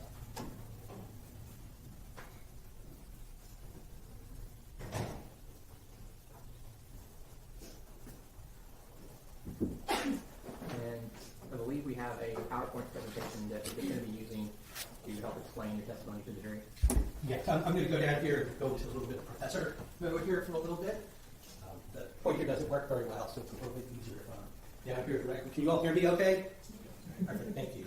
All right, so can you start by giving us a little tutorial on neuroscience and what the relationship is between the brain structure, the functioning, and behavior? Yeah, and so in order to understand what we're seeing in different imaging techniques, I need to give you kind of a little quick tutorial on the brain, how the brain works. And so the brain really is the basis of all complex behavior. It controls how we interact with the world. It controls how we interact with each other. And when we think about the brain, so the brain is composed of different types of cells. The most important one are the neurons. So the neurons are the computational units of the brain. And they basically have three parts to them. They have the cell body, which is the command center. They have the dendrites, which is how signals get into the neuron. Then they have the axon, which is how signals get out to the neuron, go over to the next cell. And so the cells are basically interconnected with a little space here known as the synapse. And your brain has about 80 billion brain cells in it, 80 billion neurons, and about 100 trillion synapses. Okay? So it's an extraordinarily complex system. And again, it's got the computational units, the cell bodies, and they reside in what's known as the gray matter. And then they have the axons, which interconnect to different cells. That's what's known as the white matter. And so you can hear about me talk about gray matter and white matter as we go on. And sir, I apologize, that is my glucose sensor alarm going off, and I thought I turned it off, but I didn't. It's going to beep. Can I go ahead? No, you're fine. Just let it beep? Yeah. Okay. Or can you turn it off? I can't turn it off. Why don't you go turn it off? Okay, my apologies. I thought I had.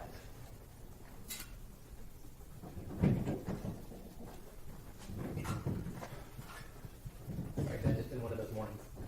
I agree. Thank you, sir. My apologies. Yes, sir. Mr. Coble, you may continue. Dr. White, can you pick up where you left off with? So again, so there's the computational units, there's the interconnections between them. And so if you damage the gray matter, the computational units, or you damage the white matter interconnections, that's going to disrupt function. And so, for example, the brain actually has some degree of specialization. There are certain parts of the brain that are mostly responsible for visual information processing. Other parts of the brain that are involved in auditory processing. And then there are networks in the brain. So the part of your brain that understands language is in the left temporal lobe. The part of your brain that actually lets you talk and communicate is in the left frontal lobe. So those are where the computational units are, and then there's axons, white matter pathways, that interconnect those parts of the brain just like the telephone wires. So if you damage either the left temporal lobe, the left frontal lobe, or the interconnections, you get a disruption in language function. When you're talking about language networks, are there other networks to the brain? So there are many, many other networks. There are networks for controlling memory. There are networks for doing things like recognizing faces. There are networks for controlling emotion and regulating behavior. And there are also networks in the brain that support what we call social cognition. So this is just a caricature with the areas in yellow showing those parts of the brain that are involved in social cognition. Social cognition is your ability to interact with other people, to recognize their face, to recognize their emotions, to communicate effectively with them, to have empathy for someone. Something known as theory of mind, which is your ability to understand what someone else is thinking. All of those things are controlled by the brain, controlled by specific parts of the brain, interacting with each other. And is everyone's brain the same?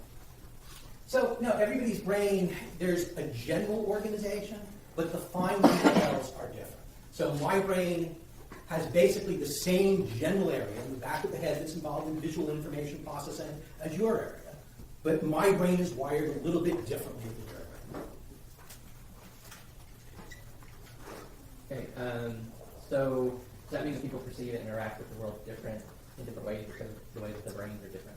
Yeah, so there are a couple of things that are important. So one thing to keep in mind is that the brain develops.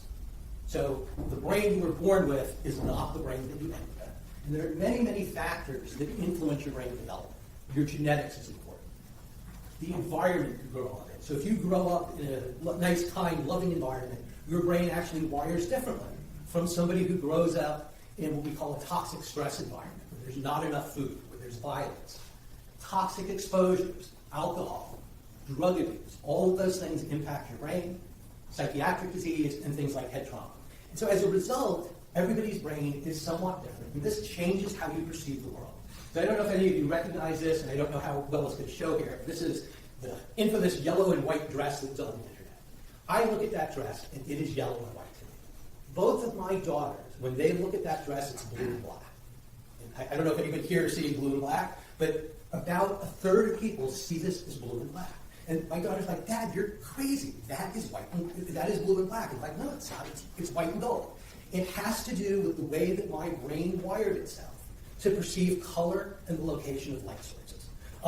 Much to my chagrin, the actual fibers in the dress are blue and black. I'm misperceiving it. But the point is that how you perceive the world, how you interact with the world, is a function of how your brain is developed. And if neurotypical people can have such widely different perceptions, imagine what happens when you put brain injury and dysfunction on top of that. So how you perceive the world, how you interact with the world, is a function of how your brain is wired and functioning. Okay, so what factors influence how your brain develops and how it gets wired? So again, there are all of these different factors that influence things. And so anytime we start to look at brain damage, we start to think about brain dysfunction, and we want to try and understand what the potential causes are, we need to look at all of these different factors. Now let's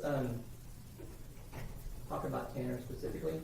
Can you tell me about some of the things that you've reviewed in his history and records that have at least the potential to disrupt the brain structure and function from your point of view? So one of the things that I do is I go back and look at medical records, school records, jail records, trying to identify all the things that we know of that potentially cause disruption in brain function. And there are a lot of those, and I try to identify the ones that may be relevant in a particular case, in this case for Tanner. And so based on these reports that I reviewed, there are certain things that are in the literature there. So he potentially had some toxic exposures. There are some records which suggest that there may have been some fetal alcohol exposure. There are records which indicate that there was probable lead exposure. There are records that indicate that he had this toxic stress, that he grew up in an environment that wasn't the ideal environment for raising a child. And you've heard a little bit about that. You're going to be hearing more about that. He has what we believe are some neurodevelopmental disorders. So you've heard a lot about autism spectrum disorders. And so autism spectrum disorders really are a spectrum. So I do a lot of work with kids with autism. Some of these kids are completely nonverbal, don't make any eye contact. Judge, I'm going to object to this. This is an extending narrative without any form of question, and it's non-responsive as well to the particular All question. right, so saying, let's keep it question and answer as much as we can. Yes, sir. So as part of your work in identifying neurodevelopmental disorders, from a neuroscience perspective, have you worked with patients who've had autism spectrum disorder or ADHD? Yes, so I extensively work with individuals with both autism spectrum disorders and ADHD, and in the records, there's indication that those are present for Mr. Warner. There's Hang on. And Question. is head trauma another area that you would look at for Mr. Warner based on his records?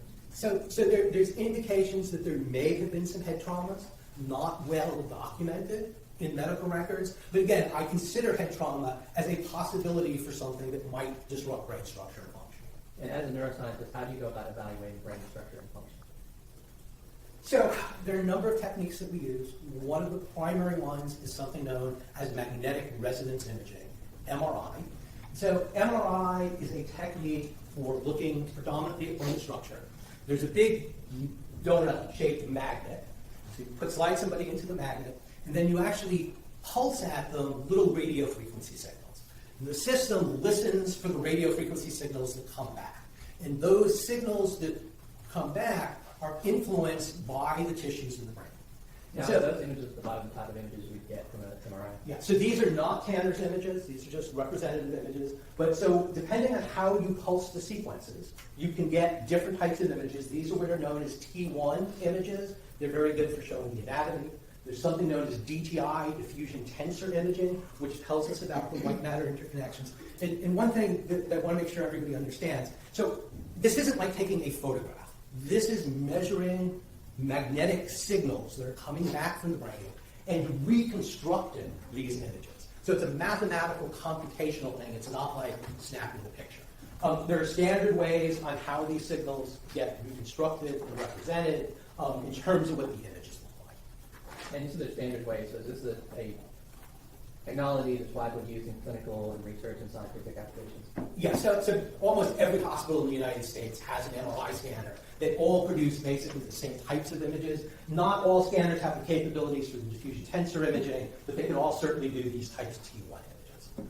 And this technology has been admitted to courts across the U.S. Yes. Did you do an MRI on Tanner? Yes, so the MRI was actually done at the MRI Center. I personally, about a year ago, set up the protocol on the scanner to collect these data. This is just an example of one of the images that comes from Tanner's brain. This is known as a sagittal slice, so it's in this direction here. We're a little bit off to the midline. The MRI data that were collected, there were two types of particular relevance in this case. The T1 images, which were used for something known as volumetrics, which I'll explain, DTI, diffusion tensor imaging. These images were provided to a neuroradiologist, and the visual inspection of these images by the neuroradiologist is that they're within normal limits. So the neuroradiologist, just looking at the images, says there are no gross abnormalities here, there's no tumors, there's not a hole in the head, there's not multiple sclerosis. Okay, let's back up for a second. So you set up protocols, kind of telling what you need the MRI to do, correct? Correct. And then a medical doctor, I believe in this case the name of Dr. Yon, signs an order for the MRI tech to do it. And then directing the MRI tech to run the machine. You're not running the machine off. Correct. And then they give you the data from it. Correct. And you're saying that there's a normal radiologist reads it and says, when you say there's no gross abnormality. Judge, I'll object as the leading. Let me hear the question. I'm sorry, I thought he already said that the radiologist said there was no gross abnormality. What did the radiologist find? The radiologist did not indicate any gross structural abnormalities in Tanner's brain. And we're using the term gross like in the term of a large scale. What do we mean there? What you can see on visual inspection. And that's where you said visually you can look at it. He saw no tumors, no holes in the brain, those sort of things. That is correct. Okay. So let's go. And you talked about a couple other ways that you, as a neuroscience, analyze it. You mentioned volumetrics. Tell me what volumetrics are. So one of the challenges with MRI is in children with autism spectrum disorders, even very severe autism, MRI shows things in less than 10%. In mild traumatic brain injury, MRI visually shows less than 10%. What scientists and clinicians have jointly developed over the last 2 decades are what are known as quantitative methods. One of those is a quantitative method known as volumetrics, where we actually measure the size of different brain areas. This is done by a computer. And then the values for the client are compared with average values from a normative database. So just like when you have neuropsych testing or you have your blood work done and they come back and say, hey, your white cell count is done, that's comparing your white cell count with the expected average for people who don't have any conditions. So I'll tell us and explain, you talked about using a normative database. Now, first of all, you said volume, and for a layperson, you're really talking about the size of each part of the brain. That is correct. And then you said a normative database. Explain how you create that. What that is. So again, so the normative database is created by MRI images from people without any history of head trauma, neurological disorder, psychiatric disorder, learning disabilities. And so for the work that I do, we're able to compare Tanner's data with a normative database that has about 10,000 people. Now from that, we extract only the male subjects who are within 5 years of age, but it's a very large database. And so we can look at the results and say, hey, this is within normal limits, or this value is too big, or this value is too low. And we can do statistical evaluations. And all of this is done by the computer. So the computer does the identification of the different brain regions. And so that's what these colors are. This is just showing the computer calculating these different brain regions. The computer system doesn't know if it's my brain, your brain, Tanner's brain. The only information the computer has, in this case, is at the time we did the scan, I think Tanner was 33 years old, male subject. That's the only information that it has. So it's a very objective, mathematical, statistical way to determine whether or not there are abnormalities. And it's making a comparison between his brain, his values, and neurotypical people within 5 years of age, so that above or below? Yes. And that are male? Correct. Okay. And so again, so it's a statistical comparison. So this is just showing a subset here. So the open circles are the values for the database, the neurotypical subjects. And so if Tanner's values here are green, right smack in the middle, that's within normal limits. If his value is very large compared to the database, that's outside of limits. If it's very small, and we describe how abnormal things are using a statistical measure, something known as a z-score, which basically tells you how abnormal things are. Okay, and what did Tanner's MRI show? So Tanner's volumetrics show that things are mostly within normal. There's one particular area in the brain, the left orbital frontal area, that is abnormally low. His value is about 20% lower than what you see in neurotypical subjects. That translates into about 50 million fewer neurons. And again, this here, this underlying brain, this is a caricature based on the calculations. I'm the one who put these colors on and chose the color. So the way you get those colors is the science, and that is standardized. That's how we do it for everybody. Now, so you're saying that it indicated that he likely had a volume loss, and you were using this to show which part of the brain that would be in. And what does that part of the brain normally do? And so the left orbital frontal cortex is one of these key brain regions involved in the emotional regulation of behavior and social cognition. It is often disrupted in autism spectrum disorders. Again, that's based on the scientific literature. It can be disrupted in traumatic brain injury. It can also be disrupted in depression. Okay, and once again, is volumetric something that just you do, or is that a technique that's widely accepted in clinical and forensic and scientific fields? Yeah, so volumetrics is an extremely well-accepted technique. It is supported by over 5,000 publications. It is routinely used in hospitals throughout the United States. In the clinical world, it is used mostly in the evaluation of epilepsy or Alzheimer's disease, but it's seeing increasing usage in traumatic brain injury. And certainly in the forensic world, we see it being used very commonly with respect to psychiatric conditions, things like depression, schizophrenia, and autism spectrum disorder. Okay, let me move on to I think you said you use another technique called diffusion tensor imaging. What is that? So diffusion tensor imaging, it's still an MRI technique. It's just a different way of pulsing those radio frequency fields to emphasize different characteristics. In particular, the characteristics it emphasizes look at how water is diffusing in the extracellular space. And so remember we talked about axons. So axons travel in bundles. Because they travel in bundles, water within the brain moves along the axons as opposed to across them. And so we can use a measure known as fractional anisotropy, FA, to tell us about the integrity of the axons. And so just like we did with the volumetrics, the computer is going to calculate the FA values, in this case for 33 different fiber tracks, and compare the values for Tanner versus a neurotypical database. Okay, and what is the DTI for Tanner show? So the DTI for Tanner shows that most of his fiber tracks look to be intact. Hold on for 1 second here and tell me about the images. These are the computer images, or you added color to help us understand? So these are the images, so the underlying brain here is just a generic one. The color codes here are showing the tractography. So this is the computer's reconstruction of the fiber tracks in Tanner's brain. The color assignment, again, is very, very standard, not something I do, comes out of the computer algorithm. The different colors are telling you about the direction that the fibers are moving in, whether they're going front to back, up, down, or across.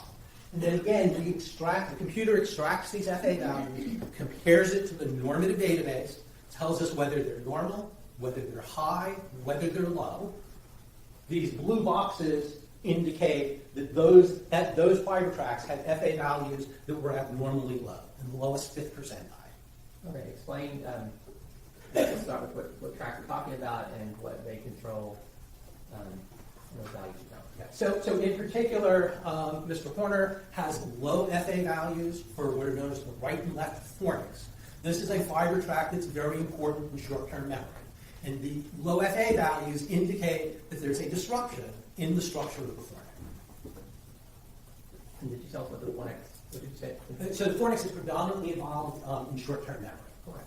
Now, this DTI, is that a technique that only you were using, or is that also common in clinical and research and scientific settings? This is also a common technique. Diffusion tensor imaging is used, is supported by several thousand publications. Tractography is routinely used by hospitals in planning surgery for people with brain tumors and epilepsy. These types of quantitative analyses aren't too often used in the hospital because they don't change your medical care, but they are routinely used in forensic and research settings to understand whether or not there is evidence of white matter dysfunction, white matter disruption in conditions like autism, like traumatic brain injury, like substance use. Now, I think you explained that the volumetrics and the DTI are looking at brain structure. Did you also look at brain functioning, and how would you do that? Yeah, so looking at structure is one thing, but it's only part of the story. So if you take a group of people with autism spectrum disorders, often, certainly clinically, the MRIs look normal. Even the volumetrics are normal in many of those individuals. You need to actually look at the function of the brain to understand more of what's going on. One of those technologies is something known as electroencephalography. So your brain cells work using electrical currents. So when your brain cells are active, they generate electrical potentials up on the scalp surface, and we can measure those using a special cap. I actually came to Fort Worth. I personally did the EEG exam on Tanner. What comes out from the EEG is a bunch of squiggly lines. These lines are showing how the electrical potential is changing in time at each location. We record from 19 different places over the head. And are you doing interpretation on that, or is this a computer? So this is a computer analysis again. So one of the things that can be done with these signals, so if you have a very complicated squiggly line, you can describe the complicated line by a combination of simpler signals. We basically look at how fast the squiggles are and how big the squiggles are. So the computer can take the actual data and calculate how much, what we call power there is in each frequency. Power relates to how big the signals are. And so we get values for Tanner for power at different frequencies at each electrode. Just like we did with the MRI, we can compare that with a normative database. Now, can you back up 1 second there? You put there these different gamma, beta, alpha, theta. What are we talking about there? So we generally describe, again, the signals by how fast they are. So delta refers to squiggles that are very slow, so between 1 to 4 per second. Beta refers to much faster signals in the range of 20 to 40 per second. And these different types of signals are associated with different types of activity. So delta activity in particular is associated with very significant brain dysfunction. We should not have a lot of delta activity in somebody who's awake. Beta signals are associated with brain hyperexcitability. We see that in anxiety disorders. We see that in autism spectrum disorders. We see that in post-traumatic stress disorders. So by looking at the different frequencies in the scientific literature, we can understand what is or is not abnormal and what it is related to. The EEG is also a technique that's commonly used clinically, forensically, scientifically. Yeah, so again, in the clinic, it's used predominantly to look at epilepsy and sleep disorders. Quantitative metrics are used in ICUs to look at epilepsy and stroke. These types of quantitative analyses are also used clinically in guiding a therapy known as neurofeedback. That's typically done more by psychologists as opposed to medical doctors, but still clinical work using these technologies. And the Q up there, is that for quantitative? Yes, sir. And that's just kind of another way of analyzing an EEG? Yes, so the EEG is the basic data, QEEG is the quantification of the data. Let's move on, and I think you're going to tell us about what Tanner showed, is that correct? Yeah, so I just need to tell you a little bit more about how we represent the data. And again, this comes from the computer. It's the same for everybody. The computer doesn't know whose brain it is. These are what are known as the power maps. So these are looking at the different frequencies. So again, delta are very slow frequencies, beta are faster frequencies. If it's this very light green color, it means it's within normal limits. If this is not Tanner's brain, this is just a representation here. This particular case had a stroke in the right hemisphere, and so this individual has lots of abnormally increased theta power. That's what the red color is. Again, the computer's assigning these colors. These are standardized. This is using FDA-cleared software for these analyses. There's another measure we can do, something known as coherence, which basically looks at the interconnections between brain areas. And so we do those types of analyses. And so I'm going to show you Tanner's data in a second here. Let me just show you a typical control subject. So even a control subject, because you're making lots and lots of measurements, may have a couple of scattered abnormalities. Okay? That's common. It's known as the problem of multiple comparisons. You can get some false positive things. We have statistical methods for dealing with that. So here's just an example of a control subject. Here's what we actually find for Tanner. So Tanner has very significant increased theta activity all the way through delta and high beta activity over the left hemisphere of his brain. He's got some minor disruptions in coherence. They're actually not that bad. But his baseline brain rhythms are not neurotypical. They show significant abnormalities. One of the other analyses that we can do is to actually figure out where in the brain things are coming from. And again, this is all done by a computer using FDA-cleared software. This is looking at how abnormal the currents are and where those abnormalities are coming from. This is a generic brain, so the underlying brain is not Tanner, it's just for demonstrative. But the colors and the locations of the abnormalities come from the data from Tanner. And he shows in particular abnormal theta activity and abnormal high beta activity over the left hemisphere, temporal lobe, parietal lobe, a little bit of the frontal lobe. And what can we learn from that? So what these data are indicating are, so that the theta is indicating that there's some general brain dysfunction. Increased theta activity is often associated with traumatic brain injury, but you can also see it in other psychiatric conditions. High beta activity is very consistent with an autism spectrum disorder. Now, you cannot, and I can't look at the EEG in isolation and say, aha, this is autism. Okay? These are not diagnostic techniques in that sense. They are supplemental information.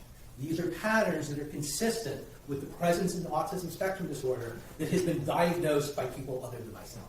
So you're looking at the brain. You know the brain controls behavior, can give you information on other psychiatric or developmental disorders, but you're not diagnosing solely based on this. That is correct. Okay, and what about, there we go. We talked about this is QEEG, it's routinely used in clinical forensic and research settings. That is correct. Okay. And what about a PET scan? Was a PET scan done in this one? Yeah, so the last imaging technique, First of all, what does PET stand for? so PET stands for positron emission tomography.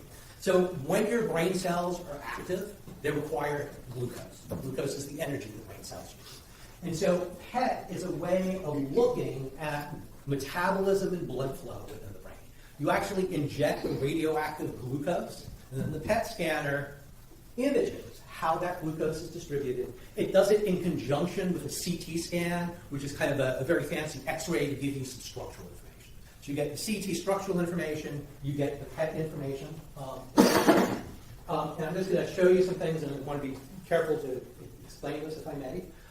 So the images that get sent to me from the scanner are generally black and white and gray images. They don't have any color on them. There are standard color palettes that are applied to those data that just help to emphasize some things. So that's what the blue and the purples are, to just tell how much metabolic activity there is. So blue is low metabolic activity, yellow is high metabolic activity. Just as we did for the MRI, just as we did for the EEG, the computer algorithms go ahead and calculate whether the values for Tanner are normal or abnormal relative to the Norman database. And then the computer goes ahead and puts these blobs on. So these blobs are not inherent in the images. These represent the computer calculations, but they are identifying areas that are abnormal. And in this particular case, Tanner has what's known. Before we get to that one second, back, I missed the completely. So the PET scan, you said that was another one where there has to be, you did a doctor's order, you set up the protocols, an actual tech to do the PET scan to the PET scan. That's correct. Okay, and then was there a separate reading on that? So there was not a formal reading. The imaging center tells me if there's anything grossly abnormal on the PET. They did not tell me anything that was grossly abnormal. So the clinical read of the PET scan is within normal limits. And that is that once again talking about the same thing. We're looking for the big issues, hospital issues. Yeah, for looking at tumors, for looking at Alzheimer's dementia, you don't see gross things on PET in general in psychiatry. And then you get the data. The computer does its magic science here, and this now that's what we're going to talk about. Yeah, and so the data actually come to me. I actually send it to a company that does these analyses. So it's like a blood test. It gets sent off to a lab. The lab sends you back the results, and then I interpret those results from a neuroscientific perspective. Okay, so now can you go ahead and proceed with the interpretation? Sorry. So he has a number of areas which are known as showing hypometabolism. So these are areas of abnormally low activity. And again, the computer is putting on the color codes here. These are standardized codes. This is how they're always used. I don't choose the colors. This is all part of the software. Tanner shows hypometabolism in several areas of the brain, including the orbital frontal cortex, right and left, including parts of the right temporal lobe. He also shows abnormally high metabolism, overactivity. And overactivity is just as bad as underactivity. He shows that in particular in the back of the brain, in a part of the brain known as the cuneus. And then so one of the things that I have done is taken that information and just for ease of display, color-coded onto a demonstrative map. So blue is showing areas that are hypometabolic, red is showing areas that are overactive. Now you mentioned the cuneus. I don't know if you had mentioned that before. What is that area of the brain? So the cuneus is actually predominantly involved in visual information processing, but it's also involved in social cognition.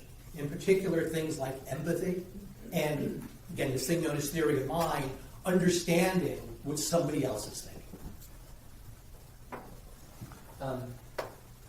Now we've previously submitted the 3 reports on these 3 techniques you talked about. How would you put them all together? What's that indicate to you? So when you put everything together, you basically get this. So the left orbital frontal area is actually abnormal on both the MRI and the PET scan. He's got a number of abnormalities on the PET, so right temporal lobe, bilateral orbital frontal areas, the cuneus is overactive, and he's got this general dysfunction in the left hemisphere gleaned mostly from the EEG. And because each of these techniques is looking at different things, it's not uncommon that there's only partial overlap between what you have. But across these techniques, he has evidence of either structural and or functional disruption in many, many areas of the brain. Great. And can you and what do these parts of the brain do, and what does all that mean? So remember that we talked earlier on about this social cognition network, the parts of the brain that let you interact with people. He has wide overlaps between his areas of abnormalities and the social network. So dysfunction, in this case, PET abnormalities in the right temporal lobe, abnormalities in the cuneus, abnormalities in orbital frontal cortex. So he has very extensive overlap with the social cognition network. He has lots of the nodes that aren't functioning properly. You actually need only one node to be damaged to get dysfunction. And so the overall profile here is an indication of objective brain evidence of dysfunction in the social cognitive networks of the brain. From a functional perspective, a neuroscientist, that is most consistent with his history of an autism spectrum disorder. It's not to say that there aren't contributions from other factors like the ADHD, like the toxic exposures, but this pattern is most consistent with social disruption and ADHD. And can you summarize your overall opinion and what you think may be responsible for the Athena? Yeah, so kind of as I just said, he has disruption in EEG, MRI, PET, which collectively show dysfunction and structural disruption in the networks that support emotional regulation, behavior, and social cognition. A little bit in some of the memory system. The right temporal lobe, very important for pragmatic language. This is kind of understanding the nuances of language. So he's not, based on the imaging, he's got disruption in those networks. Again, profile most consistent with autism spectrum disorder. Other things might be contributing to this. It's my understanding that Mr. Horner does have a history of some substance use, mostly marijuana, but also some cocaine and hallucinogens. This particular profile is not a good match for those things. It's not to say he hasn't done those things. It's just to say there's not evidence in this particular set of data that his exposure to those substances have caused major permanent brain damage. It's really the autism spectrum disorder that goes hand in hand with these particular findings. Thank you, Dr. Line. You're on pass away. Okay, let's break for lunch. It's on its way, should be here in about 5 minutes, so we will start back up at 1:15, okay? See you then.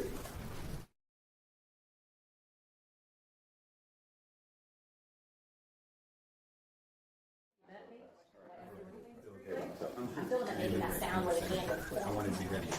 Yes, I appreciate that very much.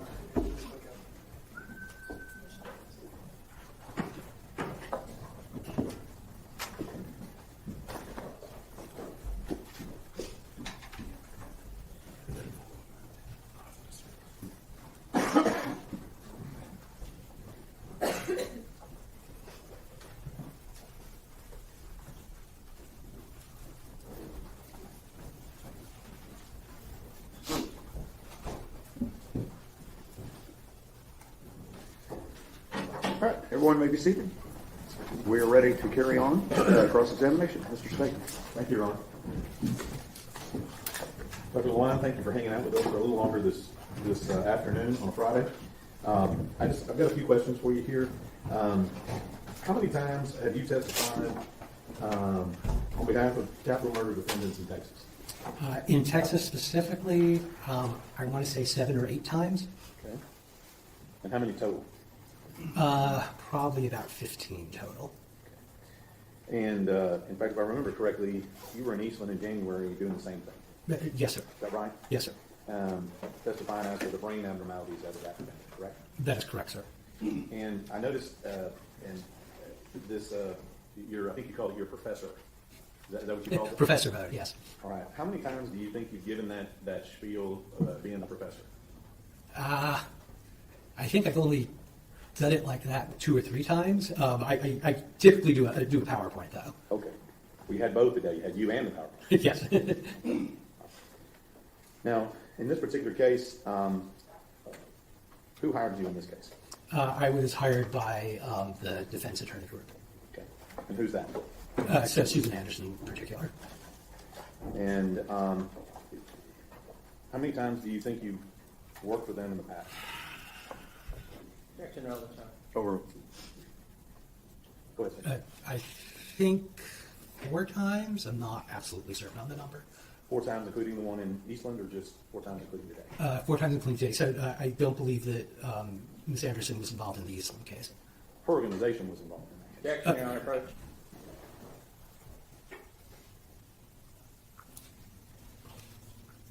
Now, in this particular case, you had some scans ordered to be done on Mr. Horner, is that right? Yes, sir. Okay, and those were ordered by who? So I believe that they were ordered by Dr. Yount. I think the PET may have also had an order from a Dr. Rouse. Okay. Rouse, R-O-U-S-E. And in this particular case, just so we get this out of the way, what's your bill in this case? So my total bill for everything has been about $40,000. That includes the costs for the actual scans. Okay. And like I think we've talked about in this case, you're not a doctor, psychologist, neuropsychologist. You're very clear about that, correct? Yes, sir. And you can't make any type of medical diagnosis or conduct any type of psychological or psychological tests. That is correct. And in fact, you can't treat or diagnose patients as part of your profession. That is correct. So really, in this particular case, you can only really tell us about what you found, but you cannot connect what you found to any particular diagnosis. Again, I can talk about it in the general sense, as I did, that there are certain brain imaging findings that are consistent with diagnoses. You can't make the diagnosis from the imaging findings alone. And by looking at something that you see, I'm just going to make sure I'm clarifying this here. You can't say that any particular defendant, including the defendant in this case, has any particular diagnosis just by looking at this. That is correct. So I can't say that he has abnormal brain structure and function, but I cannot do a diagnosis. All right. Now, the 3 reports that you did in this case, you said EEG, I'm trying to do them in the same order, MRI and PET scan, right? That is correct. And with regard to the EEG and the PET scan, the MRI and the PET scan, both the doctors who read those indicated that the defendant's brain in this case was functioning within normal limits. So the clinical interpretation of those scans is that there are no abnormalities there are no gross abnormalities on the MRI. There are no gross metabolic abnormalities on the PET scan. That is correct. And in fact, if you don't have any report from the PET scan, right? I do not. It is possible that the facility did one, but I do not have that. You got a report from the one on the MRI, correct? Yes, sir. And this was done by Dr. How do you say his last name? Dwayne Buono. Buono, B-U-O-N-O? Yes, sir. Okay. And he's in Florida, right? Yes, sir. And I think you said he's a board-certified radiologist? I believe he's board certified neuroradiologist. Neuroradiologist. I think so. I know he's board certified radiologist. I know he did a fellowship in neuroradiology. I'm not sure about the details of the certification there.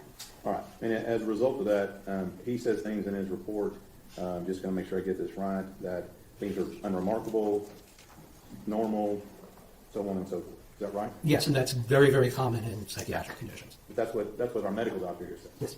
Okay. And in fact, I think that with regard to the MRI and the PET scan, you indicated that most of the things on there were normal and intact. Is that what you said? Yes, most of the areas we look at are normal and intact. There were several that were abnormal, particularly on the PET. And I think that we saw, and I'm not going to try to get into the beta, gamma, theta wave thing with you. You said there were some things that looked like they had fast squiggles and slow squiggles. So those are the definitions of the beta and the delta waves. Okay. Yes. But I think you also said that at some point that with regard to the test, you get false positives on that test at some point, correct? So on any test, you can get false positives.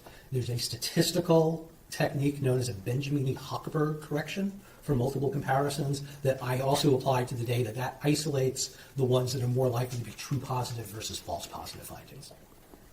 And you indicated that the defendant, I think, and I'm not trying to butcher your terminology here, but he had low FA values and that affected short-term memory. So he has low FA values in the fornix.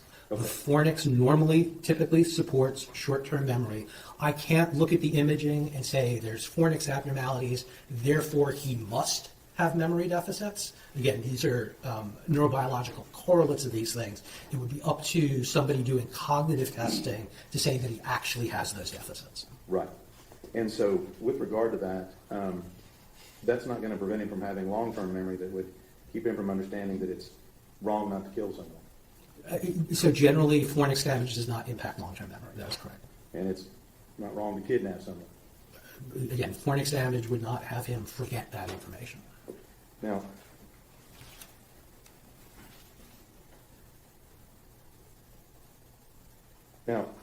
when I'm looking at all these abnormalities that you're talking about, and you described a whole lot of stuff, okay, and I'm not going to try to talk about all the technology behind it, but how is it with all of this stuff that the defendant is not just sitting in a room drooling somewhere? Yeah, so there are levels of abnormalities. These techniques are very, very sensitive. This profile of abnormalities is still on the relatively mild side. So these are the types of abnormalities that we see in individuals with psychiatric dysfunction, with things like autism spectrum disorders. The fact that he has a lot of them, doesn't mean he's a fully demented individual. Okay. And I guess what I'm asking is that, in this case, I guess what I'm asking, how is it possible that he can function, for example, drive a car, read a map, things of that nature, if he has all of these abnormalities and things that you're talking about? So again, it matters where the abnormalities are. His abnormalities are predominantly in the social cognition system. So he has orbital frontal cortex compromise, but he doesn't have compromise of dorsolateral prefrontal cortex. He doesn't have compromise in the brain areas that support the types of skills that you just mentioned. So, but with regard to what you're talking about today, you haven't watched the videos in this case, have you? No, sir. You didn't watch any of the evidence as far as what happened in this case? No, sir. So you can't comment as to whether or not he has any specific real-world deficits. You can't make those comments. I can't from the imaging. I can say that people in general with these profiles have deficits in social cognition. I cannot specifically say that Mr. Horner has deficits in social cognition, other than from the information that's in the record. So the diagnosis of autism spectrum disorder, the core feature of that is social cognition disruption. Now let's talk a little bit about, we talk a lot about the human brain, okay? And you'll agree with me that the human brain has an amazing ability to adapt and function despite many factors that come into play. It can, yes. Right? And when we talk about, you gave an example, I think, of all the things you compare your test brain to. What was that called? The sample of all the people? The neurotypical database. Neurotypical data. And there's not really anything such as a normal brain. Nobody has the same brain, do they? Not exactly the same. So the neurotypical database takes into account the normal variability. And it is possible that everyone has potentially some form of abnormality going on, but that doesn't mean they have any deficits. So again, what you would see is, depending on how many things you measure, you would see that an individual subject might have one or two abnormalities. And this is this multiple comparison problem. We use the Benjamin-Hochberg to address that issue. So the number of abnormalities that Mr. Horner has, we would see in less than 0.01% of the population. So even with any abnormality and even with some deficits, you're not telling us that a person is going to act a certain way? Again, I can only talk about the general, this is what it's correlated with. From the imaging alone, I cannot say anything specific about Mr. Horner's behavioral pattern. I'm talking about anyone. You can't say any person will act a certain way. Not explicitly, that is You correct. can't say whether or not they'll commit crimes. Correct. And you can't say whether or not they'll engage in any particular conduct. Correct. And for example, I mean, we have individuals out there, let's say, my example I thought of was football players. You'd agree with me that they may have some brain injury at some point. Would you agree with that? Many of them, yes. But that doesn't automatically mean that they have deficits, right? It doesn't explicitly and automatically mean that. It means that they are much more likely to. But for an individual person, I can't say, hey, I got this finding, therefore this person must have this deficit. You can't do that from the imaging. Right. And you said you got a grant from our special operations warfighters, correct? Correct. And in that particular field, we've got a lot of military service members and veterans that may have some abnormality due to a combat injury. Would you agree with that? Yes, sir. And that doesn't necessarily mean that they're going to be somehow unable to continue defending our country. Again, not necessarily, but on average, they have compromised skills that compromise operational readiness, which is why SOCOM is funding us to look for therapeutics. Now let's break this down a little bit. We've been talking about the brain. Will you agree with me that the brain and a person's mind are different? There's lots of theoretical work on that. That's a philosophical debate. I will say that the way that one's mind interacts with the world is through the brain. And so if your brain is damaged, how your mind is going to interact with the world is highly likely to be compromised. But your mind, you'll agree with me, is where we get the person's reasoning, motive, things of that nature. Right? But it's all filtered through the brain. So I see that dress as yellow and white. I cannot free will myself to think that that dress is black and blue. And so the way that your mind, if you want to call it that, perceives the world, interacts with the world, is through the brain. So if your brain is damaged, the information going into your mind, the information coming out of your mind is going to be compromised. And so when you're talking about that, you use the term free will. Your testing's not going to be able to determine free will in an individual, does it? No, absolutely not. And then neuroscience really doesn't have anything to do with person's free will, does it? Again, there's lots of neuroscience written about free will and mental status. But your neuroscience, you're not able to distinguish between those who cannot control their impulses and the people who choose not to control their impulses. I cannot clearly distinguish between that. That is correct. How many brains do you think you've scanned? Across conditions, I've probably been involved in the evaluation of about 7,000 brains. And the stuff you're looking at, what we're talking about today, Mr. Horner's brain, right? This is not the first time you've seen stuff like that before. It's not. This is one of the rarer occasions where there are so many nodes specifically within the social cognition network. But I've seen other abnormalities, again, more commonly related to things like TBI as opposed to autism spectrum disorder. And you were in here and you heard the last witness in here, did you not? The nice speech therapy lady? Yes, sir. And you heard from her that she say that autism did not cause this crime. You can't disagree with that. I do not disagree with that. That's what it is. Read it.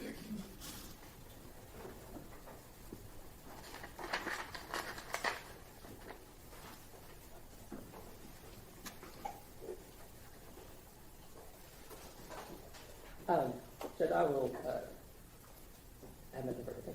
May Dr. DeWine be excused finally? May. Thank you, sir. Our next witness will be testifying remotely, so I need a few minutes to set up everything up, okay?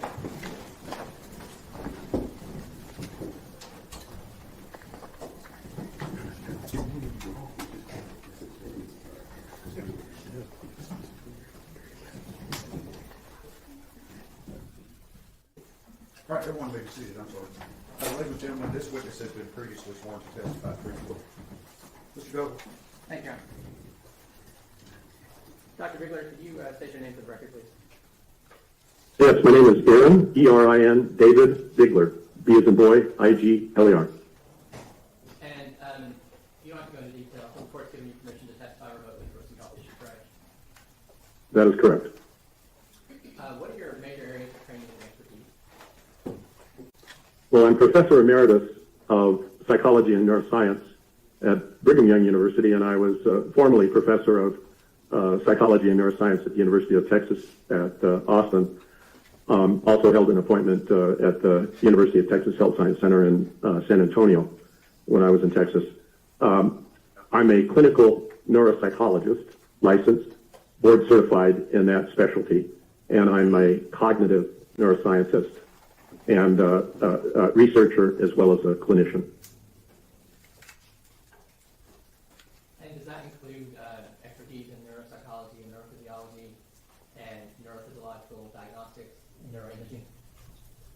Yes, those are all of my specialty areas. I was a postdoctoral fellow at the Barrow Neurological Institute in Phoenix, Arizona, before taking my position at the University of Texas and the State Hospital there in Austin. And then I was recruited back to Brigham Young University to help develop their neuroscience program in all of those specialty areas that you just mentioned. And have you been published in those fields?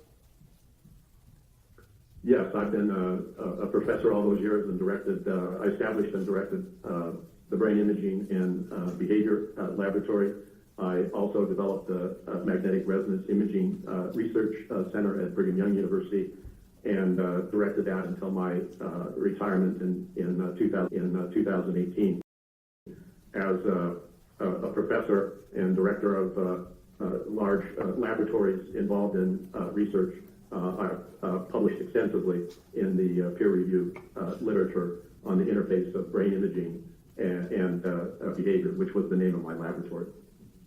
Did you also publish textbooks or book chapters? Yes, I've published 12 different textbooks, working on the 6th edition of one of the textbooks that I've co-authored, and 80 some odd book chapters and over 400 peer-reviewed articles in the field. Have you received any awards or scholarships? Yes, I've received a number of awards, both nationally and internationally, and I've lectured nationally and internationally, and lectured at most of the major universities here in the United States. And have you received any grants or fellowships? Yes. As I mentioned, I fellowship trained in neurophysiology and neuropsychology. That was a long time ago, 1974 to 77. And I've been a co-investigator on numerous grants over the years. They're detailed in my vita. And did you examine Tanner Moore? I did not. So were you asked to give any specific opinions or diagnoses of Tanner? I was not. Were you asked to testify regarding brain anatomy and brain functioning in neuropsychiatric disorders generally? Yes, that was what I was asked to do, to assist his counsel in understanding brain anatomy and brain function and contemporary methods for evaluating structure and function of the human brain.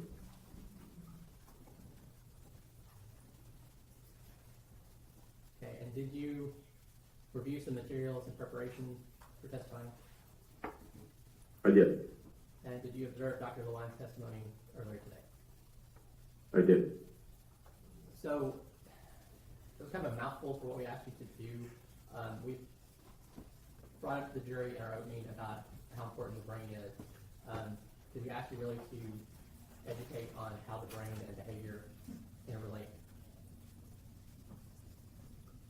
Yes. In fact, the motto of my research lab was every behavior has an anatomy. The behavior emerges first in the brain and then outwardly in behavior. Now, I have a model brain here, so you can direct me if you want to use that to explain anything. But can you please start by describing brain anatomy and brain function for the jury? Yeah, so I believe that the model that you have is, I have an older version of the model that you have, and I'm holding that up here. We saw some diagrams in Dr. Lewine's presentation. This is a model. So it typically starts with the 4 lobes. So this is the frontal lobe, this is the parietal lobe, this is the occipital lobe, and I'm holding the brain here by the temporal lobe, and down here is the cerebellum, and this is the brainstem.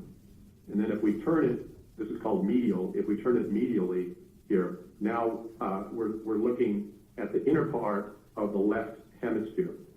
And there's a couple of important areas here that were talked about. This area here is that orbital frontal area that Dr. Lewine was talking about. And then this area right here that looks like a curve here, or a bridge. In fact, that's actually the Latin part of it. It's the fornix. This is the fornix. And the back of the fornix comes out of the temporal lobe, and then it dives into a structure here called the thalamus, and then there's projection that comes up into the cortex, but in particular to this area right here, which is called the cingulus gyrus here. So that's a brief overview of some of the main areas of the brain, and I'm happy to discuss their function in more detail if need be. Yeah, can you talk briefly? I think Dr.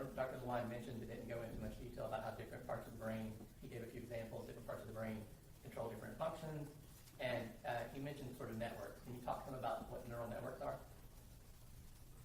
Yes, neural networks are very important because the brain functions always as a unit.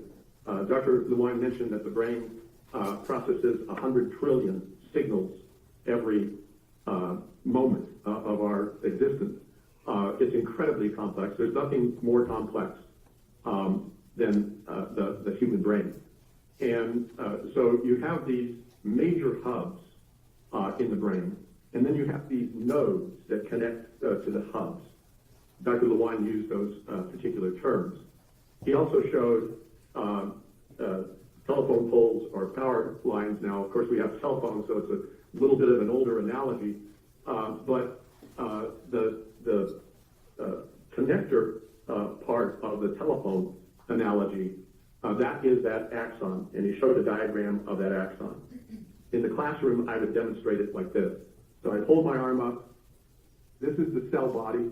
This is where the neuron. This is where all the metabolic machinery is taking place. These are the dendrites.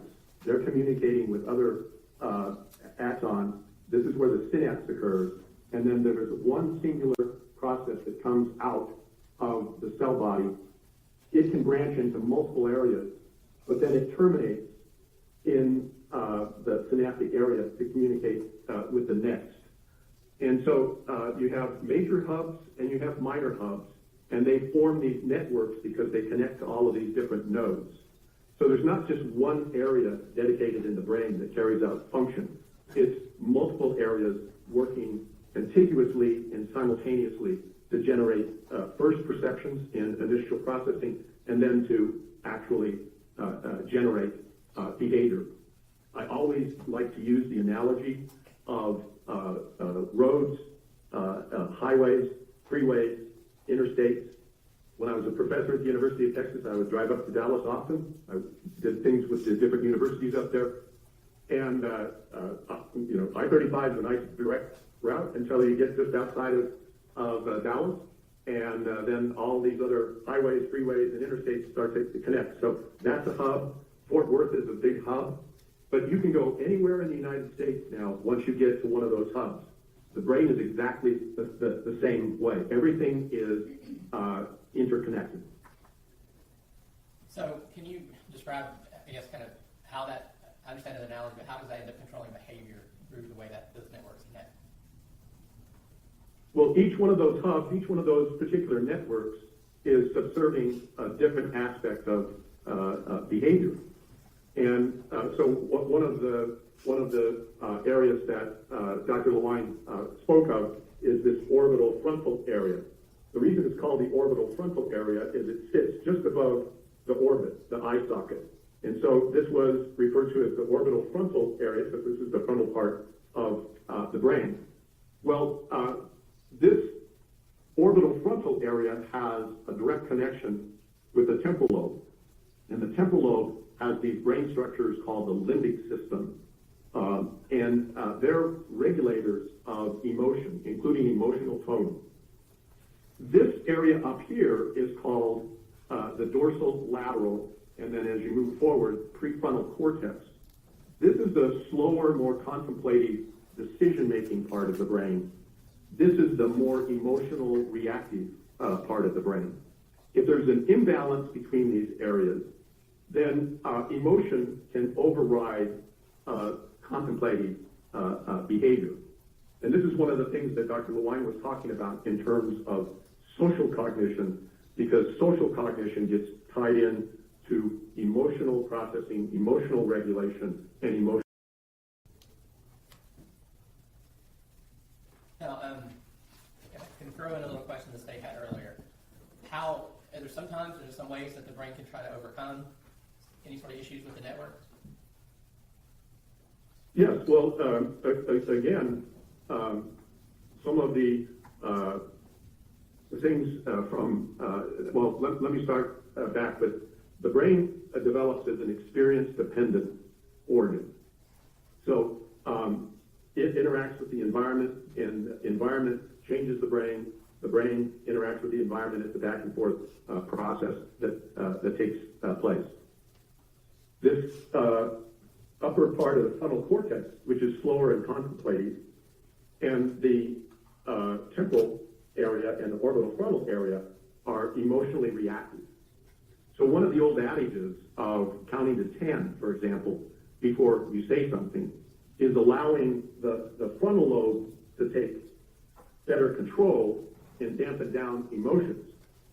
But if emotions arise, then they cut off that contemplative part of the frontal cortex, and inappropriate behaviors come from that.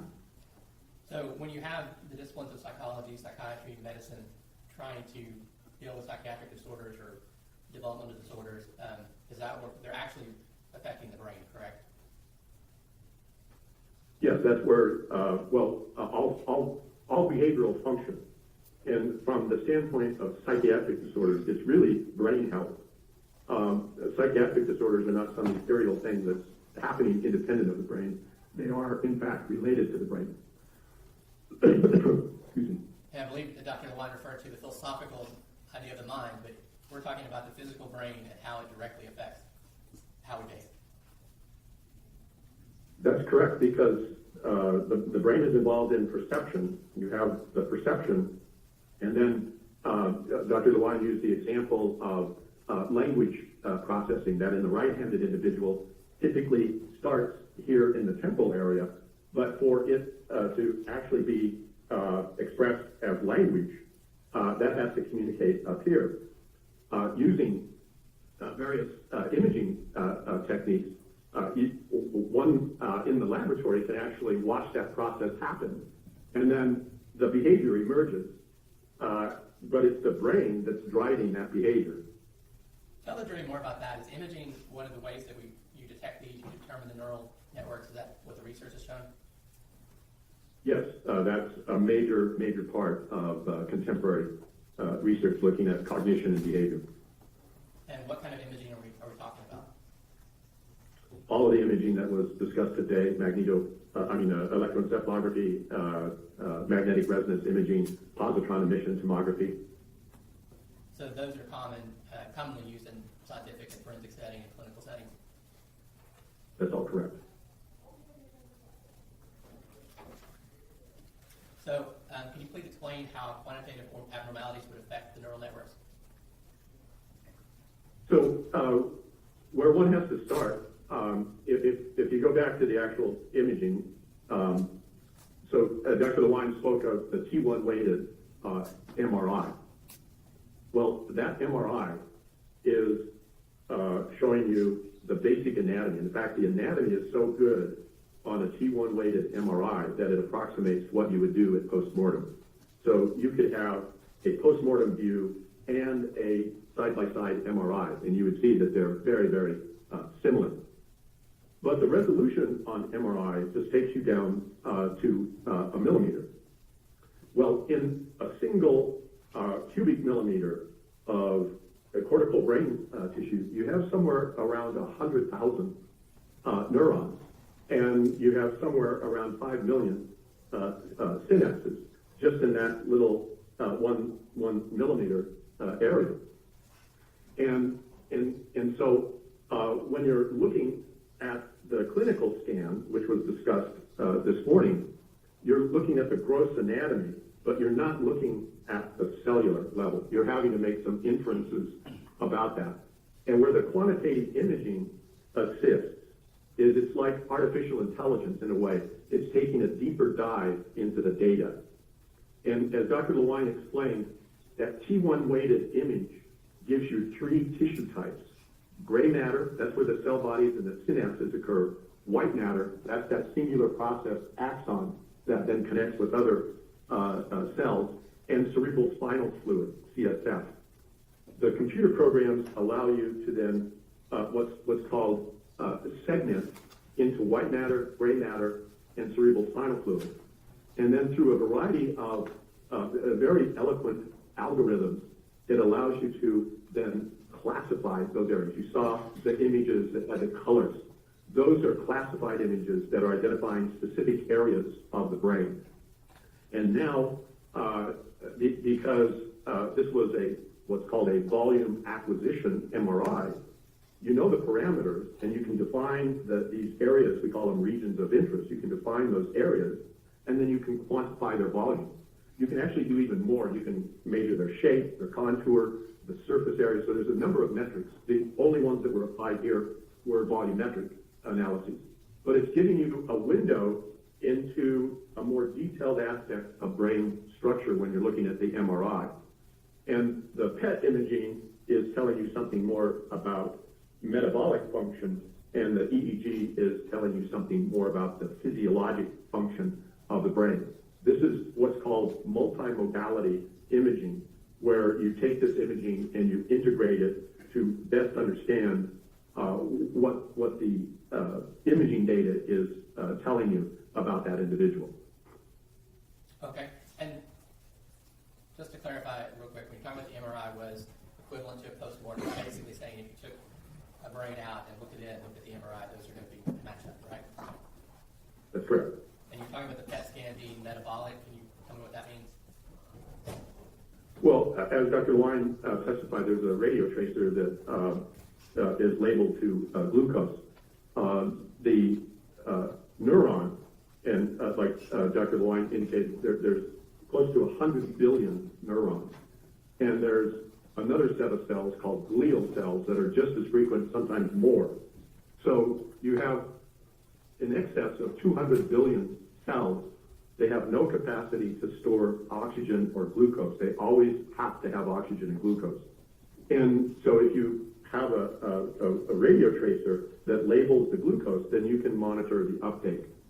And then, as Dr. Lewine was showing, you're from a quantitative PET analysis standpoint, you're looking at either increased or decreased activity from whatever the basic baseline would be in comparison to that neurotypical normative sample.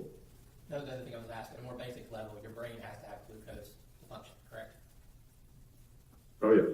And that's one of the reasons why testing where that's going and how it's moving is important.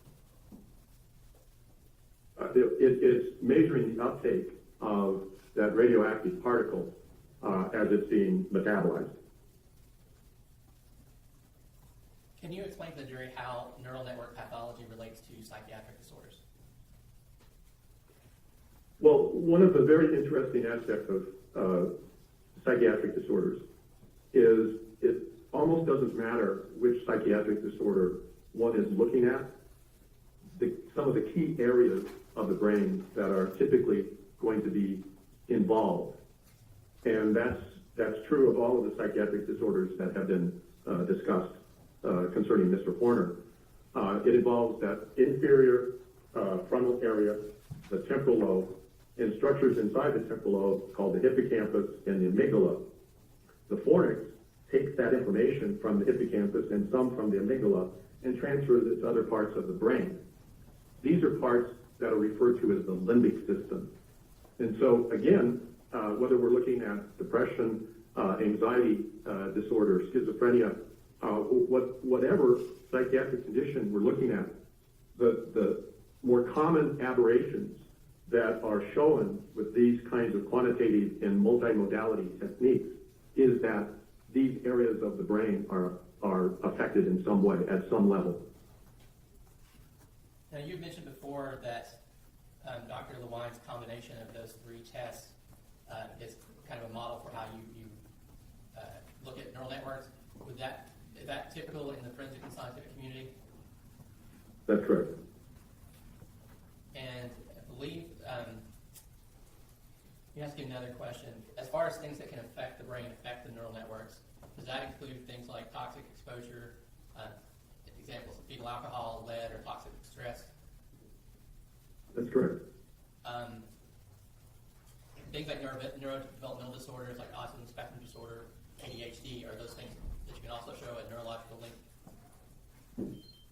Correct.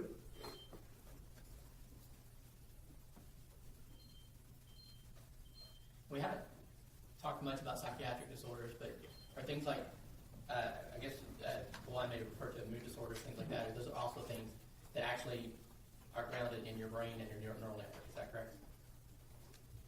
Yes, I mean, within those systems that I was talking about, there's a valence, a balance.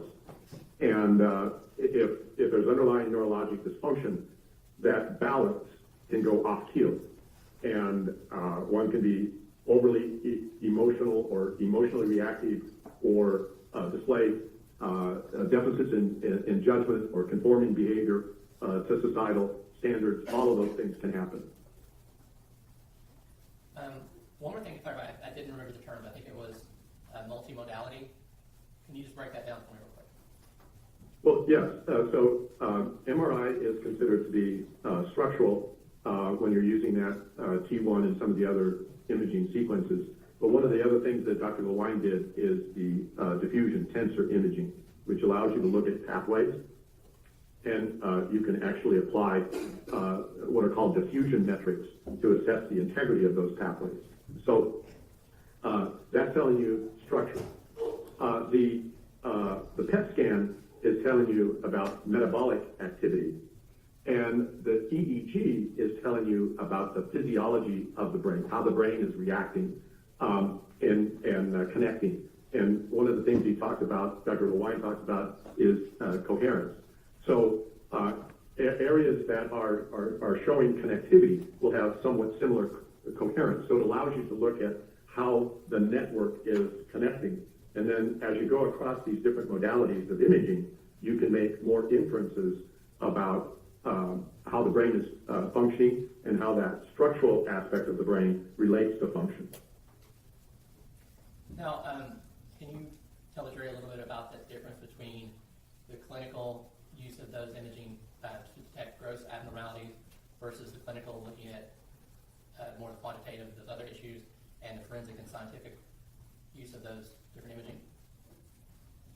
Well, one of the things that's happening is a movement towards what's called precision medicine, and that's taking advantage of artificial intelligence, the power of these methods for rapidly examining the brain.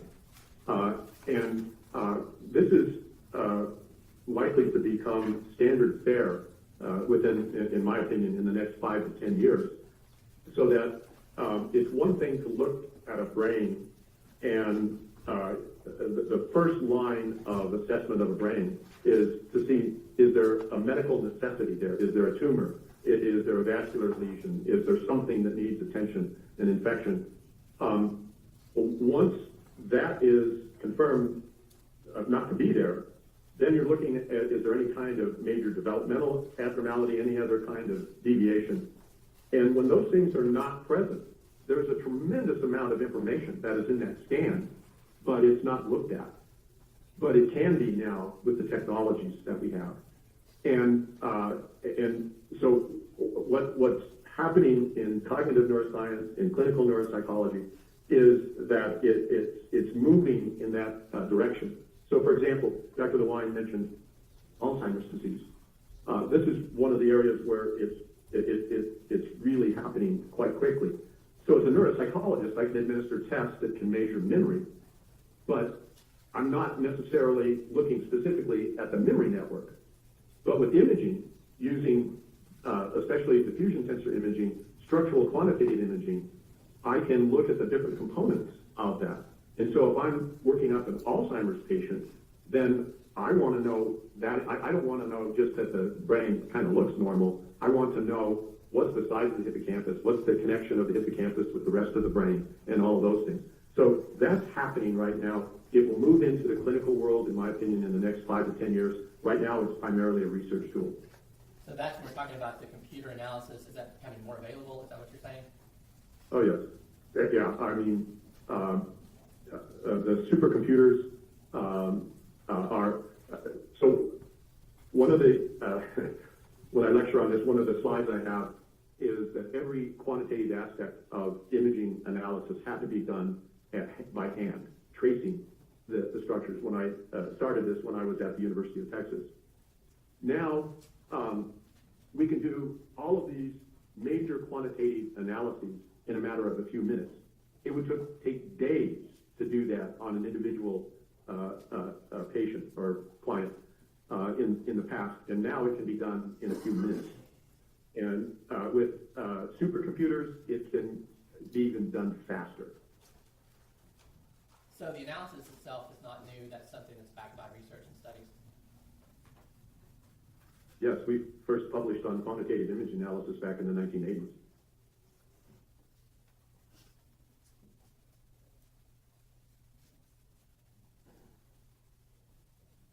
Here, I'll pass this. Thank you, Judge. Hi, Dr. Bigler. Can you hear me? Yes, I can hear you just fine. Okay, good. You did not do an evaluation on Tanner Horner, the defendant in this case, correct? No, I did not see him evaluate him or anything else. Have you ever met Tanner Horner? No. So you're here today just to testify, I guess, in general or educational reasons? Correct. And you're not testifying that Tanner Horner didn't know right from wrong, are you? I am not. And you're not saying that autism caused this crime?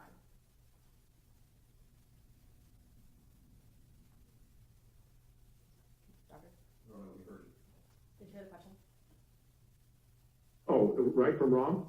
No, I'm sorry. The question was, you're not saying that autism was the cause of the crime in this case? No. And we asked this question to all of our experts, but were you paid for your testimony today? I was. And what is your total bill in this case? It's about $4,000. Is that including your testimony today? No, it'd be another $1,000 or so for today. Thank you, I appreciate it. Reader, No, no, thank you. may, Dr. be excused finally? Yes, sir. Doctor, thank you very much. You're welcome. Thank you. Goodbye.